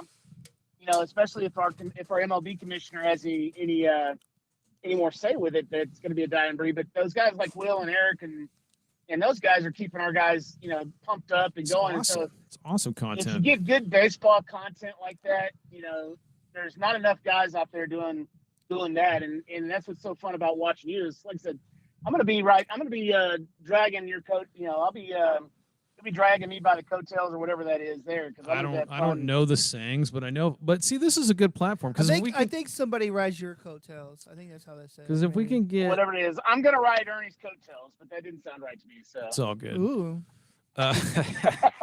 Well, So I knew Dutch would do that. I guess we're moving into a new kind of form of entertainment. Yeah. Huh? but we'll let you go, Jimmy, because we're at an hour and 22. We always try to keep it to an hour and 30, hour and 45, right? I was gonna. This is totally random, but I for some reason an old Facebook account of yours popped up on my list the other day Nice. of Jimmy's. Yeah. Oh, nice. Really? Yeah, it was like you could tell that it was pretty years ago. I've only had one, but I just don't go in there. I actually, like I said, on Facebook and things like that, I've just kind of stayed away unless somebody dies. I want to go in there and see how they died, So our computers are spying on us. You're probably walking around your house going, I love Jimmy Campbell, just like saying it out loud. And then your computer heard it and is like, oh, let's make this recommendation on Facebook. That's what happened. You could tell it was really like young, like younger. Yeah, see, if you look at it, Ernie, look how young that is. Because like one of your kids is a very small child. He's probably like 6 or 7 at this point. Yeah, like Colin's like 6 so in that picture. It's halfway offensive when it's like, this is a lot younger picture. Look how skinny your face is. Honestly, you've been a stud your whole life. Even this photo is like. It's all good. All right, guys. Well, all right, buddy. When can I get a green blazer? Does that come after like the second interview? What is that? You get to pick your own color. Well, he's working. I don't know if you can see on our screen back here. We got. There's a red blazer that Dutch is shopping, so it doesn't have to be green. You can just go whatever flavor your own color. Get your hands on. I see him in a nice pink blazer with a nice white shirt and a pink tie. Yep. I kind of like the avocado green. I just don't know there's enough avocados to make a blazer. You mean like that cool, like darker green kind of? Yeah. That'd be cool. Almost like a forest green, sort of. No doubt. But all right, buddy, we'll let you go. We'll get back to it and get this one in the can. It should also eventually be up on Spotify because we're making auditions still rolling. We have 3 people watching on YouTube and we have 4 likes. So I mean, what? Very nice. We're crushing it. Very nice. Well, I'll get in there and like it as well, so that'll be at least 5. One day we'll get you in the actual studio so you can have like a actual Man, sit I down. am in because I'm loving this. This is so much fun, and like I said, keep it up, guys. Keep going, keep grinding, and Well, keep putting content out there. You guys are doing awesome. we do Alright. appreciate your time. Just a matter of time before it blows up. Either blows up or one of you guys does something, offensive that it just, y'all are kicked off. One way or the other. It's I gonna could see Win-win. Ernie would be that guy. 50-50, I would say. Likely, highly likely. Yeah, because I do tend to cuss a lot. People told me, "Watch your mouth." I'm like, I don't fucking listen. I don't know. All right. Let's I let's can go all day, so I better let y'all go. But no, it's all good. See if you can tell me on your end if you can actually hear the bump music out for the phone segment. gotcha. Can you hear that? No, I can't. No. How about now? No. No, Nah. well, only we can hear the bump music. But we're doing the phone segment ending. Jimmy Campbell, thank you, brother. We'll be in touch. We'll get up there soon. Sounds good. They're gonna hear him like, who's that guy? He needs to be part of the show all the time. I know. All right. Let's see All here. right, All right, guys. buddy. We'll talk to you later. Okay. Bye. Well, that was a great segment. Well, let me turn that off. There's the look at that. Now we got to go to the cool filter. Right? My favorite one, the green one. Yeah, we got to go to the green filter for the next segment. I feel like it. We haven't done that yet, right? No, we did. We started with the red one. Now we're with like the basic original. You know, I have a problem with for scents, like like airspray. I call it flavors instead of scents. Like, hey, what flavor is that? That's good. I don't know. I'm not that good with words myself, which is funny because we have a podcast, But see, that's the beauty about this thing. It's just a couple dudes cutting it up. cutting it up. Stu Gotts from the Dan Le Batard show. He always says that. So I like it. Yeah, he's always like couple guys cutting it up. So I got that reference from him. I don't want to, think it was my original idea. All right, so we're gonna do the next segment, which I have slated is just kind of want to talk about people grinding out content from the get-go, like your start. Yeah, because And some of Eric Sim and Will Taylor's early stuff, and then Mike Judge, who did Beavis and Butthead, and other people, and just kind of like motivate ourselves. there are some on what dudes we're doing. that And like then every day they're putting a video every single day. that and Babe Ruth. Yeah. That and a Babe Ruth take, and then we'll wrap it. Let me I get will to- say get the this cool though, filter. the fact that I'm going to be way more available now, we're going to just content's going to start coming a lot more than it was. Whether it be a podcast or a sketch or some kind of video, because I know for sure I wanted to get my wife and I doing our DBAT thing, and then I wanted to get 3BGB's content at DBAT. So, because I know for sure I'm definitely going to start out on the 40-mile-an-hour one, and I don't even know if I'll even move up from that because, Yeah, I probably need to start there with you. Because 40, people's like, oh, 40. No, 40's still pretty good throw, I My think. bat speed's crazy gone. I wonder if we Oh, I have. like this filter. This Yeah, is the best filter. this is my I favorite. wonder if this crazy filter messes up when I want to talk about YouTube and I bring in the Babe Ruth stuff. So let's get over to my Babe Ruth stuff. I don't think the video's going to change just because, like, it's not OBS. You know what I'm saying? It's not. It's gonna. Okay, let me pause that, Because and then they're I'm two gonna go separate here to things. window capture. Like, see? Oh, see, it looks normal, right? Yeah. Because I've had the live stream up the whole time, just kind of, obviously checking out the comments that were there and the content. We're crushing it. Here's what I'm saying. Let me move this thing a little bit. So I don't know if I can move that. I can't move it. Well, I just got to lean back more. But every once in a while on Twitter, this is for you and me to just chop it up, as they say. Every once in a while on Twitter, there'll be a dude who's be like, "Yeah, Babe Ruth would never hit in today's game. He would just get dominated." And then the other is that like it was segregated. It was all white guys, and it was like, dude, we know Yeah. about racism in America and the smudge on Major League Baseball, and Sabre's doing awesome things, digging out Negro League statistics on how awesome those dudes are, and we know those dudes were as awesome and more awesome than Major League Baseball players. That was the major leagues. Well, absolutely. But the point of like the competition that Babe Ruth was playing whenever, and this is it. This is the one and only Babe Ruth take people are allowed to have. Any other take, and I don't normally get this firm, any other take you have on Babe Ruth than what I'm about to spit means you probably don't know shit about baseball and don't realize that it's a game of adjustments, That's what I was gonna follow up with. right? It's like as they say in basketball, shooter's gonna shoot, player's gonna play. Yeah. Right. So as a professional baseball player, you would learn how the game is played and adjust. Right. It's not like you're some amateur, like, suburban dad going out with his kids hitting the ball. You're a professional baseball player. Yeah. You're gonna study film. You're gonna watch and you're gonna observe and then adjust from there. Yeah, and it's like Pistol Pete Maravich in the NBA or whatever. Like the dude was a shooter, so you're saying like, well, he wouldn't be able to make it in today's NBA. It's like you're shooting the ball into a hoop. That's the sport, and he was awesome at it. Which I always hate when people say that. Oh, these person wouldn't play in this decade or whatever, or have you. What would have happened with Babe Ruth? So let's just say, like Bob, he didn't face Bob Feller, but there was dudes clearly that could chuck a baseball 90. Yeah. We're not saying 100. These dudes were like upper 80s, 90s guys, low 90s guys.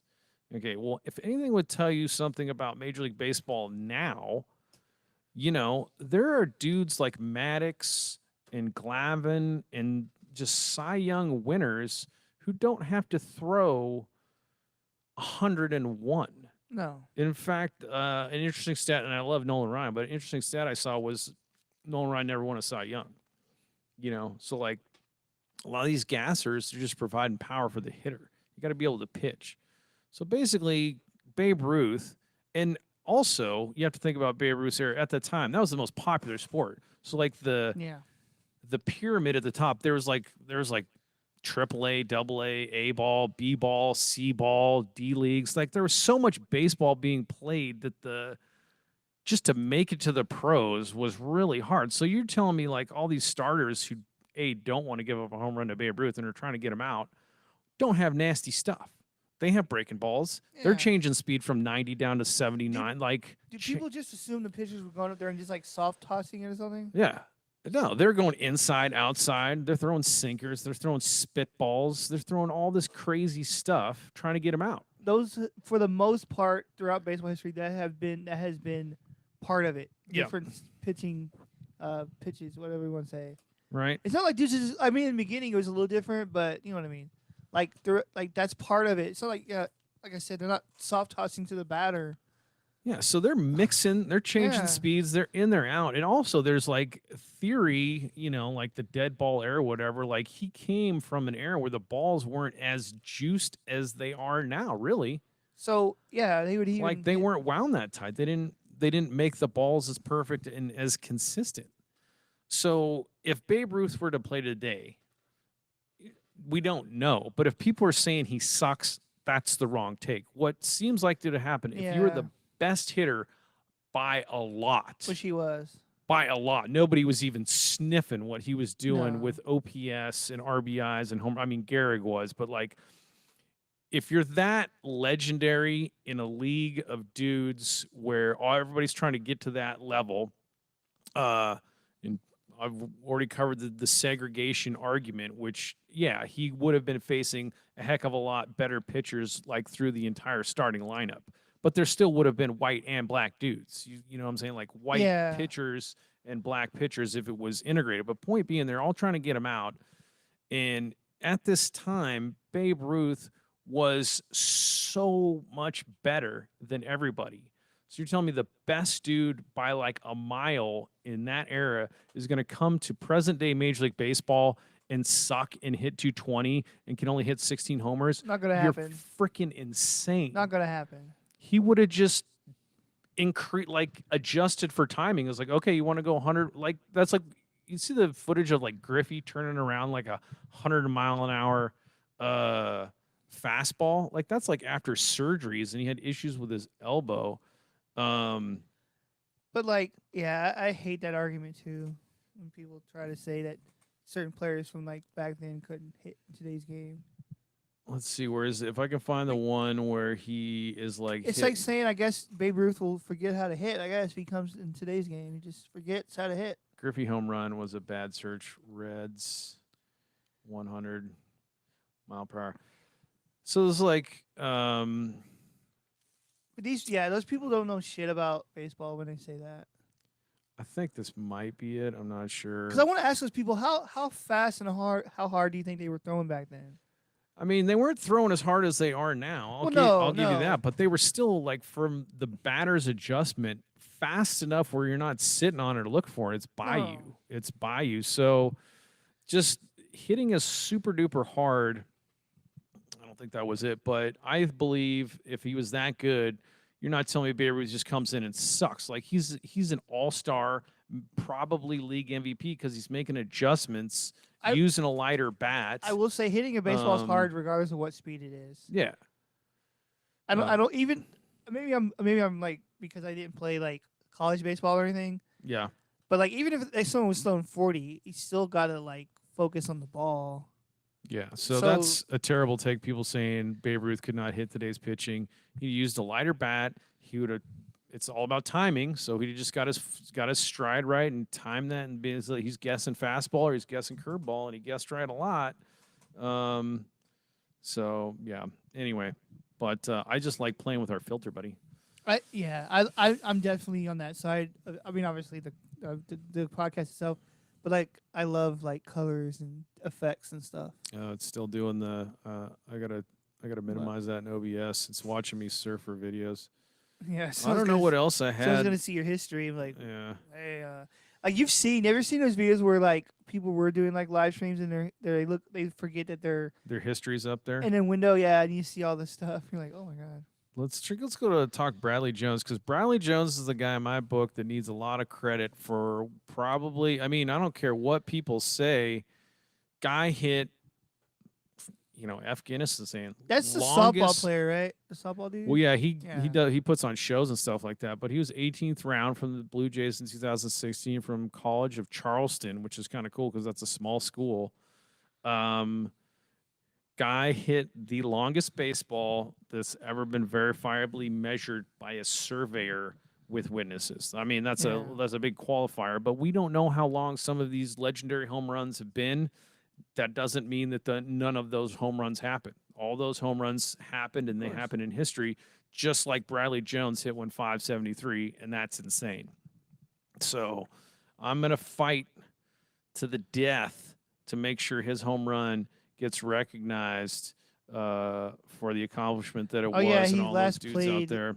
For the 2000, he was in the Jays organization the whole time, which tells me the Jays have good scouting. They maybe need to sign him again. I don't really know, but shout out to Bradley Jones. I don't know what else I had on our roadmap for today. 248 in 2018. So I mean, it's not bad. I guess we can end with that because let me go to Restream and see what our. Honestly, I loved watching that dude hit because every ball was like hit with so much power and force. Like, it just flew so far.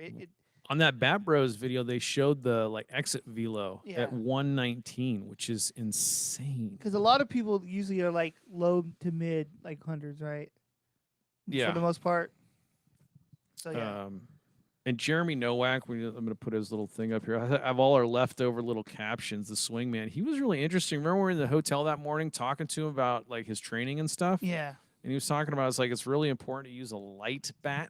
That's where you get a lot of the speed from. He's like, honestly, using heavy bat and light bat, I would say the light bat is more important training. That was a really interesting comment. Makes sense, I guess, But Bradley Jones is the legend. Dutch Chattahoochee's the legend. And now, since we have our cool filter, we can just talk about content creators. We all can't. They all can't be like Vlad Guerrero Jr. and carry around 1,000-pound maple bat, but yeah, he's got such a heavy big bat. But so much to like about meeting Will Taylor and Eric Sim. If you're a dreamer like we are, we're trying to do stuff. What's a great? I'm sure you've seen this YouTube channel because I'm pretty sure we've discussed it. But what I think of in terms of motivation is that you've seen that Channel 5 News where it's just that one guy going around doing different news things. Yeah. Have you ever seen the video? It's like this channel. It's pretty popular. I forgot what it's called, but it's just one guy has a little. It's on YouTube or Channel Yeah, 5? no, yeah, that was the name of his channel. It was like, Oh, okay. but he went around and he just did different news things. It was really cool. Like it was on. He did an episode on Vice talking about it. He always wore like a little blazer outfit, news outfit. And he did I his love the own. blazer. He did his own news reporting. It was just him and his channel, and they just different. They went to different places and stuff. I had to Blazer find it. game. It was great. But you got to start somewhere, Yeah, and that's what we're doing, bud. This isn't even a year. We have only been at No, this like it's felt like a 7 or 8 long It's a time. long time. It's We've felt been like working it. hard, dude. felt That's like what we're it. doing. We know how any of this equipment works. We couldn't figure out how to restream. We couldn't figure out how to stream and capture audio. We couldn't figure out the camera and syncing audio because Well, it was dropping. what's funny is like this soundboard, like when you hook it up to the computer, it shows that it's in Audition. Mm-hmm. But when you go to record, sometimes it doesn't want to pick up the audio. It's so weird. It's all set. I found most of the problems are settings, right? Just Yeah. figuring out that riddle. The other part was like connections matter. Because remember when we had the mics going through the cloud lifter or whatever, Yeah, the coded music lifter, that messed up all your gain. this thing right here. Yeah, that thing right there messed up gain, and that messed up gain for the broadcast of the River Monsters games. So it's just, you really need a producer like Louis Solis, but I got talent with Dutch Chattahoochee, and we're kind of figuring it out as we go. But Trying. everybody started somewhere. You know, Mike Judge, right? Yeah, the Beavis and Butthead King of the Hill guy. He just started drawing cartoons. He was like an engineer. He like worked in an office, and he just made his silly little cartoons. So all you could do is just keep doing stuff, and you get better throughout time. Yeah.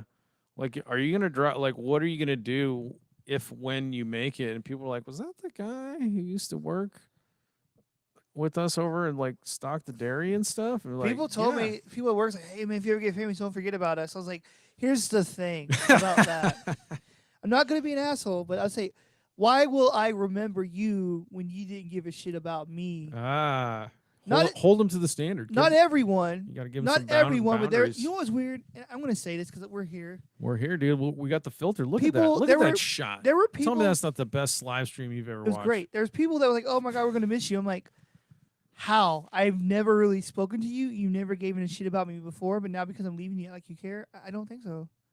Well, you're a legend in my book at HEB. Every time I shop at HEB, I do think about you because I was like, that's a good dude. Yeah, it was a good job. I'm not saying nothing bad about it. It's just, it was time to move on and focus on other things. Oh, man. But yeah, stories like that where people... My wife just left a comment. She's We're- like, "You guys are in Technicolor." I know, that's intentional. So, I'll put a comment back. Let me go to chat. This awesome filter. it's my favorite, and it's great. I don't know. I'm sure you could like mess around with it where you could add different colors to it or something. I'm sure. Yeah, well, no, the false color on the Black Magic only goes like pink to green. I mean, you can go blue, but then it's all Yeah. blacked out or whatever. But it's like, I don't know, man. Everybody starts. Ricky Craig says, "I'll miss you." Like I said, Ricky, there's a few people that were genuine, but there's a lot of people that came to me. I was like, I've never even held a serious conversation with you. Like, why you act like you care now? Yeah. I don't know. There's just some people. You know what was really funny? What's that? I'm just airing shit out because I don't care. Just do it, But bud. there were one of my men. I had two managers when I was there. Right. One Yep. of the managers actually told me goodbye. Whatever. He was genuine. He was nice Yep. about it. The other guy did say shit. He just left that day. He just went home. He didn't say Mm-hmm. bye or nothing. And I was like, not that I didn't want no one to tell me, but I just wanted to do it on the down low. But the fact that you were my manager and you just kind of didn't give a shit to say bye or nothing, you just left. I'm like, yeah. Well, is that a douche move or no? Maybe it's just is me. he going to be invited on Mr. Nakatomi's private jet when we go play $10,000 baccarat in Macau? No, he's not. No, he's not. But Ricky is. So Ricky I mean, can. I told Ricky because he's a Dodgers fan, whatever. respect. So I told him he should come on and just talk baseball. He goes, I don't baseball like you guys. That's okay. Just talk Yeah. because it's never always about baseball. 100%. So. But yeah, I mean, I don't know of anybody doing a weekly baseball live stream. I mean, most of it's like post edit, like you edit it, post content, Yeah. and then like I know there's a lot of there's a lot of podcasts out there, so we're just like we're just one of the other millions of podcasts. I love the comment. This filter is intentional. Like, yeah, we know we put it there on purpose. But I think it would be fun, and of course this went long, but we're figuring stuff out. But I feel like it would be really fun to, invite other podcasts on and call in, just like because I wanted to do the call in with Jimmy because I think that's cool. But then we could use the platform to like cross pollinate. Go ahead, bud. I'm gonna follow you up on that. There's this channel I watch. They're pretty small, but they're middle of the road, I guess, popularity wise. Yeah. They do a beer and baseball podcast where they talk baseball, but they drink during the podcast. Oh man. And I was like, you can drink all you want, buddy. I can't touch the stuff. I'll end up in Venezuela. So I was naked. like, I wonder if somehow we could do a show with them and get them involved somehow. I'll have to find their channel because there's a guy that does, I don't know, I just DM'd a guy on Twitter. I was like, hey, dude, you want to be on our podcast and we'll be on yours? So that's the kind of stuff I'm trying to do is just like root people out and get different viewpoints. Yeah, I've seen shows like that too where they only have like 200 subscribers, but they get some famous dude in their podcast and then it pops off. Yeah. Yeah, and then the Christopher James dude that did the Let's Get 2 podcast was cool. He came out. Yeah, I follow him on Twitter, so I always see his cool stuff. He's stuff. always moving around doing stuff. He's traveling a ton. But that'll be us one day. That's what I'm calling because one of my favorite shows growing up was called TWIRB, This Week in Baseball. Oh, okay. It's legendary. Let me see if I can. Oh, you know what? I've seen that. Was that like equivalent to the basketball one that they had with Ahmad Rashad? Yeah, that's exactly what it was. Yeah, I remember watching that as a kid. Yeah, probably it might have been reruns. No, it wasn't reruns. But I remember that because they also had a show for kids. They like at the beginning of the episode or another show where they were like, get out and play, and they would have like funny stuff on there. This Week in Baseball. This is the one. Oh, I'm thinking of something totally different. I'm gonna get this going, but I'm gonna pause it. I don't know. I'm confused right now, but. Oh, it's not gonna play it, is it? You know what? That might have been the one I've seen. I've seen something similar, but I don't know. Okay, let me pause it. I'm gonna turn the sound on the computer, which is probably gonna give us echo, but I'm gonna try it. We now have 5 likes, so we're moving up the ladder. Let me get the view so everybody can see it on the screen. This is TWIRB, and I'm gonna turn on the laptop. This Week in Baseball.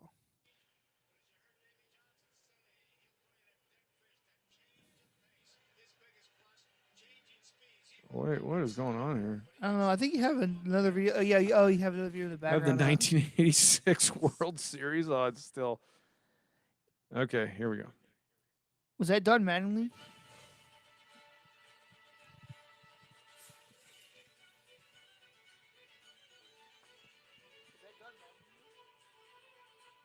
See, that's just coming through your laptop. It's not coming through the stream. It's not coming through. No.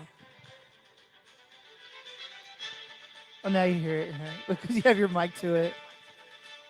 So is this like the show opener to it? This Week in Baseball? Yeah, this show was so sweet. And the announcer, I want to say it was Mel Allen, but I could be wrong. But that little tune. That was so sweet. And it was weird. It was like on the weekend, like would I gotta mute myself. But TWIRB is like legendary, like 80s baseball content. And so I'm calling us TWIRB. What's that? This Week in Random Baseball. Ooh. TWIRB is This Week in Random Baseball. So it gives us the latitude to talk about. We can work around that name. We can change it. Okay, well, I don't know. That's what I'm calling this one. It is a great. I just want the latitude because I don't really want to do a whole lot of. See, I was saying it TWIRB. Is that what you're trying to say? TWIRB. I don't know, but I don't want to. To me, sounds cool. TWIRB, I guess. TWIRB. TWIRB is cool because it gives us the ability to have on other people. Yes. It gives me the latitude and you the latitude to talk about whatever in the hell we want to talk about because I don't want to push people towards Major League Baseball. I will if somebody's in the comments, hey, like, did you see that homer in the Red Sox game? I'll pull it up on YouTube and we can look at it and talk about it, and that's totally fine. I love Major League Baseball, but I'm like a brokenhearted lover in what they've done with this horse hockey, universal DH, and ghost runners. So I'm just like, I'm not dealing with you. There's too much other fun baseball. There's Japanese Yeah. independent leagues, the Route In, the Shikoku Island Plus. There's the CBPPL in Taiwan, KBO, bat flipping like crazy. Oh, I forgot to finish the 2 bat flips. So Oh, yeah. there's like the Juan Batista, you hit the homer, and then you're like, oh, I'm gonna pimp it, and then you just throw the bat like as Pimp it hard as ain't you can to easy. show it. KBO is kind of like a swing finishing technique. When you swing through and it's on your back, you kind of go and it just goes flying out of screen that way. All KBO bat flips. KBO bat flip is very different from an intentional disrespect you bat flip or whatever, or wanna go look to- at me bat flip. I want to go down to the batting cages and interview somebody like they're the greatest hitter ever, and just film them like, oh my god, dude, those things were moonshots. Like, talk about your play at That would be bat. sweet. Like, hype just some random dude up. He's like some 17-year-old kid. We're like, hey man, like what happened at bat, man? Talk about your play discipline. Like, we noticed you swung at some down the middle. You kind of let go. Talk about that. That'd be funny as hell. That's Some batting cage guy. yeah. So that's kind of one thing, and I like the ideas that you're coming up with. I'll really maybe we go up. It's 12:35. DBAT opens at noon. I looked it up because I was thinking shit. the same thing. Great minds think alike. I was thinking the same thing, and I can see that Miss Raymond's on there. Maybe she wants to go to DBAT and take some hacks here in like an hour. We can. The only thing that we would have to do is we'd have to get a bat for her because we don't have a bat. Oh, we got tons of bats. They got bats there Yeah. too, by the way. I think you have to have your own helmets too. They got that. I'm pretty sure. I don't know. They got everything. They got everything at DBAT. I'll text her and stuff after this and see what's up. But She's a lefty like you, so you know. that's all good. So that's this week in random baseball, aka 3BGB number 17. We covered a lot of ground, I Yeah. think. I think so. We didn't do our music bit, but we can always pull something on Spotify. But it's just a matter of checking out our tech to see if we can do shows like this where we pull up. So when you think of something, you're like, hey, have you seen that? And I can go bam. That's the beauty And then of our live viewers streaming. with our fair use can go check that out. The only thing that sucks if you're listening to it audio only, you're gonna be like, what the fuck are they looking at? But, Well, most of our stuff was sound. We're just talking about it. yeah. Look up Bradley Jones, but that's it, man. World record got snuffed out because Guinness has 2 weird feet. weird Yeah, come on. rules, and they're giving it to. And I'm like I said, respect Babe Ruth's home run, but he didn't have the same requirements. His was allowed on hearsay, and our surveyor wasn't enough. But I think a world record was set in Victor, and you know what I didn't get to do though. What's that? Ooh, let me spend like a few minutes just doing some Seguin River Monsters recap, and I'm gonna pull up their Twitter. I still didn't get it. I still didn't see the River Monster. It didn't come out. River Monster. I saw Gil, but that was only one of like 10 or something that apparently have been spotted. Let me get here and get. Oh, I lost. I got to do this. You have the secret to get back the mouse. That always works. All right, so Simplest we're gonna trick. go to. I don't know if the Seguin River. There we go. Let's go to Seguin River Monsters Twitter page, and a lot of dudes got highlighted for all TCL. Yeah. Vuono was awesome, super reliable. I liked him. He was always around the zone. Evan Maldonado, look at that ERA. 1.11. Insane. He was Super low. super fun to talk to. Evans Henrik, local hometown boy. I just want to make sure I'm getting all their tweets too.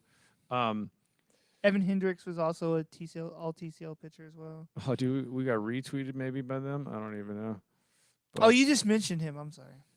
Wait, Seguin, yep. So Vuono, Maldonado. I mean, of course, you had Jose Gonzalez from Texas State. Excited to watch him. And then you had Jose Gutierrez went off 3 bombs. Not an easy feat when Smokey Joe being a graveyard. 24 bibbies, hit 300. I just really like him as a person. There's the kids playing with the baseballs. And Hallmark got signed through 2026. That's unless he gets like an SEC buyout. But there's some of our stuff. But yeah, a lot of end of the year TCL season. But I got the scorebook here, and maybe I'll do some more recapping on some games because here's our little roster. The other honorable mentions. Of course, Davey Wilson came out. You had Warren Laster really heated up. He was an awesome outfielder, and then he heated up. Victor Jimenez, that guy can drive the ball the other day. Ry Quinones, amazing athlete. David Lopez, Jacob Ruiz, Jacob Elizondo, super reliable middle infielders. Jimmy De Leon, great leadoff guy. Incarnate Word. Yes, sir. We're going to see some of those games. Preston Dahlmeyer is going to SFA. Good year out, mainly in right field. Pitchers, Lalo Salinas, Uli Tovar. I like that dude a lot. Tovar had really good velocity. I would love to gun Tovar because I feel like he's a couple squats away from being a 95 consistent guy, honestly. He threw hard. Ray Mendoza, Pablo Montante. This doesn't have everybody because we lost some dudes like Kelly, who's going to Xavier. Was that the one his family came to watch the pitch? Yeah, his with him? family, they had Yeah. the stash and the mullets. Yeah. Legendary dudes. That's kind of coming back in baseball, stashes and mullets. But you just got to give it up for Mike Gigliotti and Scotty B and Louis Solis. Entire Gigliotti family. Wow. What a performance. Also, Bringing baseball to Seguin. shout out to Scotty B in Colorado. He was like constantly taking pictures and making videos. You know, so Unreal. he was doing his own content thing too. I appreciate everybody that came out because y'all helped so much, and it was so overwhelming that my brain was just fried. Like I said, you literally looked so fucking tired. I was just trying to get to the finish line with it. I when people was like, "What's it like?" I was like, "It's like eating a mountain lion whole while it's still alive." You know what? Bit off so much more than I could ever chew dreaming that idea up. People weren't there, but I would say the best way to summarize the weekend up is how you were just ready to be done with it was the ride to the airport and when we were in Denver. If you remember that right there summed it up. Where I was just dropping F-bombs because I missed an exit. I'm going to go back to the red line filter and we'll end out with that filter. But the funny thing was like how mad you got. Okay. And the funny thing is airports, everybody knows if you miss your terminal exit, you can literally go in a circle and go back. But this guy was flipping out like we had just missed an exit and there's no way to go back. And we're all, even Danny, the cameraman, was like, calm down, man. It's all right. Just go back in the circle and we'll make our exit. And I don't even know if you slept on the plane, but you were just like done by that point. Yeah, I was pretty You were a little sick. You were just like ready to come home. And then we had that delay and you're like, when is this going to end? It happened. It's in the history books now. I got Dutch Chattahoochee back. We're cutting episodes. I could see audio. I mean, The levels look good over there. they do. Because remember how they were so huge Yeah. before? I think we're good, dude. We'll see. We can go back and listen and see how it is. I hope everybody likes our Focus Adapt filter where my sweet Guatemalan hoodie looks all My red jacket lined has out. sweet outlines in red. It's no longer black and white. It's black and red. I think it's kind of cool. I said black kind of like I like the filters. Those are the only two we really got. You can kind of toy with the black magic, but then it messes everything else up when you try to go back. So, Yeah. any last sponsors you want me to put up, bud? We can go through them sure. all. Let's go through all our graphics just for shits and Naked gigs. Bat Co. What's this one? Obviously this is a is great one. Restream. The Seguin one, obviously. Mozart Group. Yeah. Did I tell you about the Mozart Group guy, Andy Milburn? No. I just know that guy. Served with that guy, and So is it he's like- in Ukraine training dudes, Okay. and they're having some good effects over there. Naked Bat Co. as always. Their bats are great. We actually have the behind us here. We have the Guinness World Record attempt bat, Yes, it's awesome. and those bats are so nice. I swung a couple. Well, I swung one. River Monsters, us, and then you got King of JUCO, Class Dude, Baseball Bat Bros, Class Brothers, and Dutch Chattahoochee, folks. Thanks for tuning One in. day I'll have my custom logo for me and you. And Oh, and maybe we that's- should do bump. We didn't do bump music in, but we could do bump music on the way out, so the Spotify episode will Here's- sound all chill. here's what we're gonna do. I don't know what sounds are in here, so I'm gonna press a random sound, and that'll be the All right, the they're outro. all on, and then I'll slide it up. Yeah, I'll just hit this one. Okay, let's I see what that chose- one is. That's the one. It could be the other funk one. It is. Good pick, buddy. Something was telling me to hit 5, so I hit 5. How many do you have in there? 6? I actually loaded 6, but I do Alright. need to change them up. No, what I meant was like how many available do you have? You have 6. Okay. Well, yeah, you can do 6 with Yeah. with the way it's. I think I blew people out on Spotify, but until next time, Dutch Chattahoochee. Tony Turnstile himself. Glad to have you back. I'll be around a lot, so Now we just talk sketches and maybe go take some BP or something. I'm starving, honestly. Yeah, let's go get some lunch, man. All right. Wow.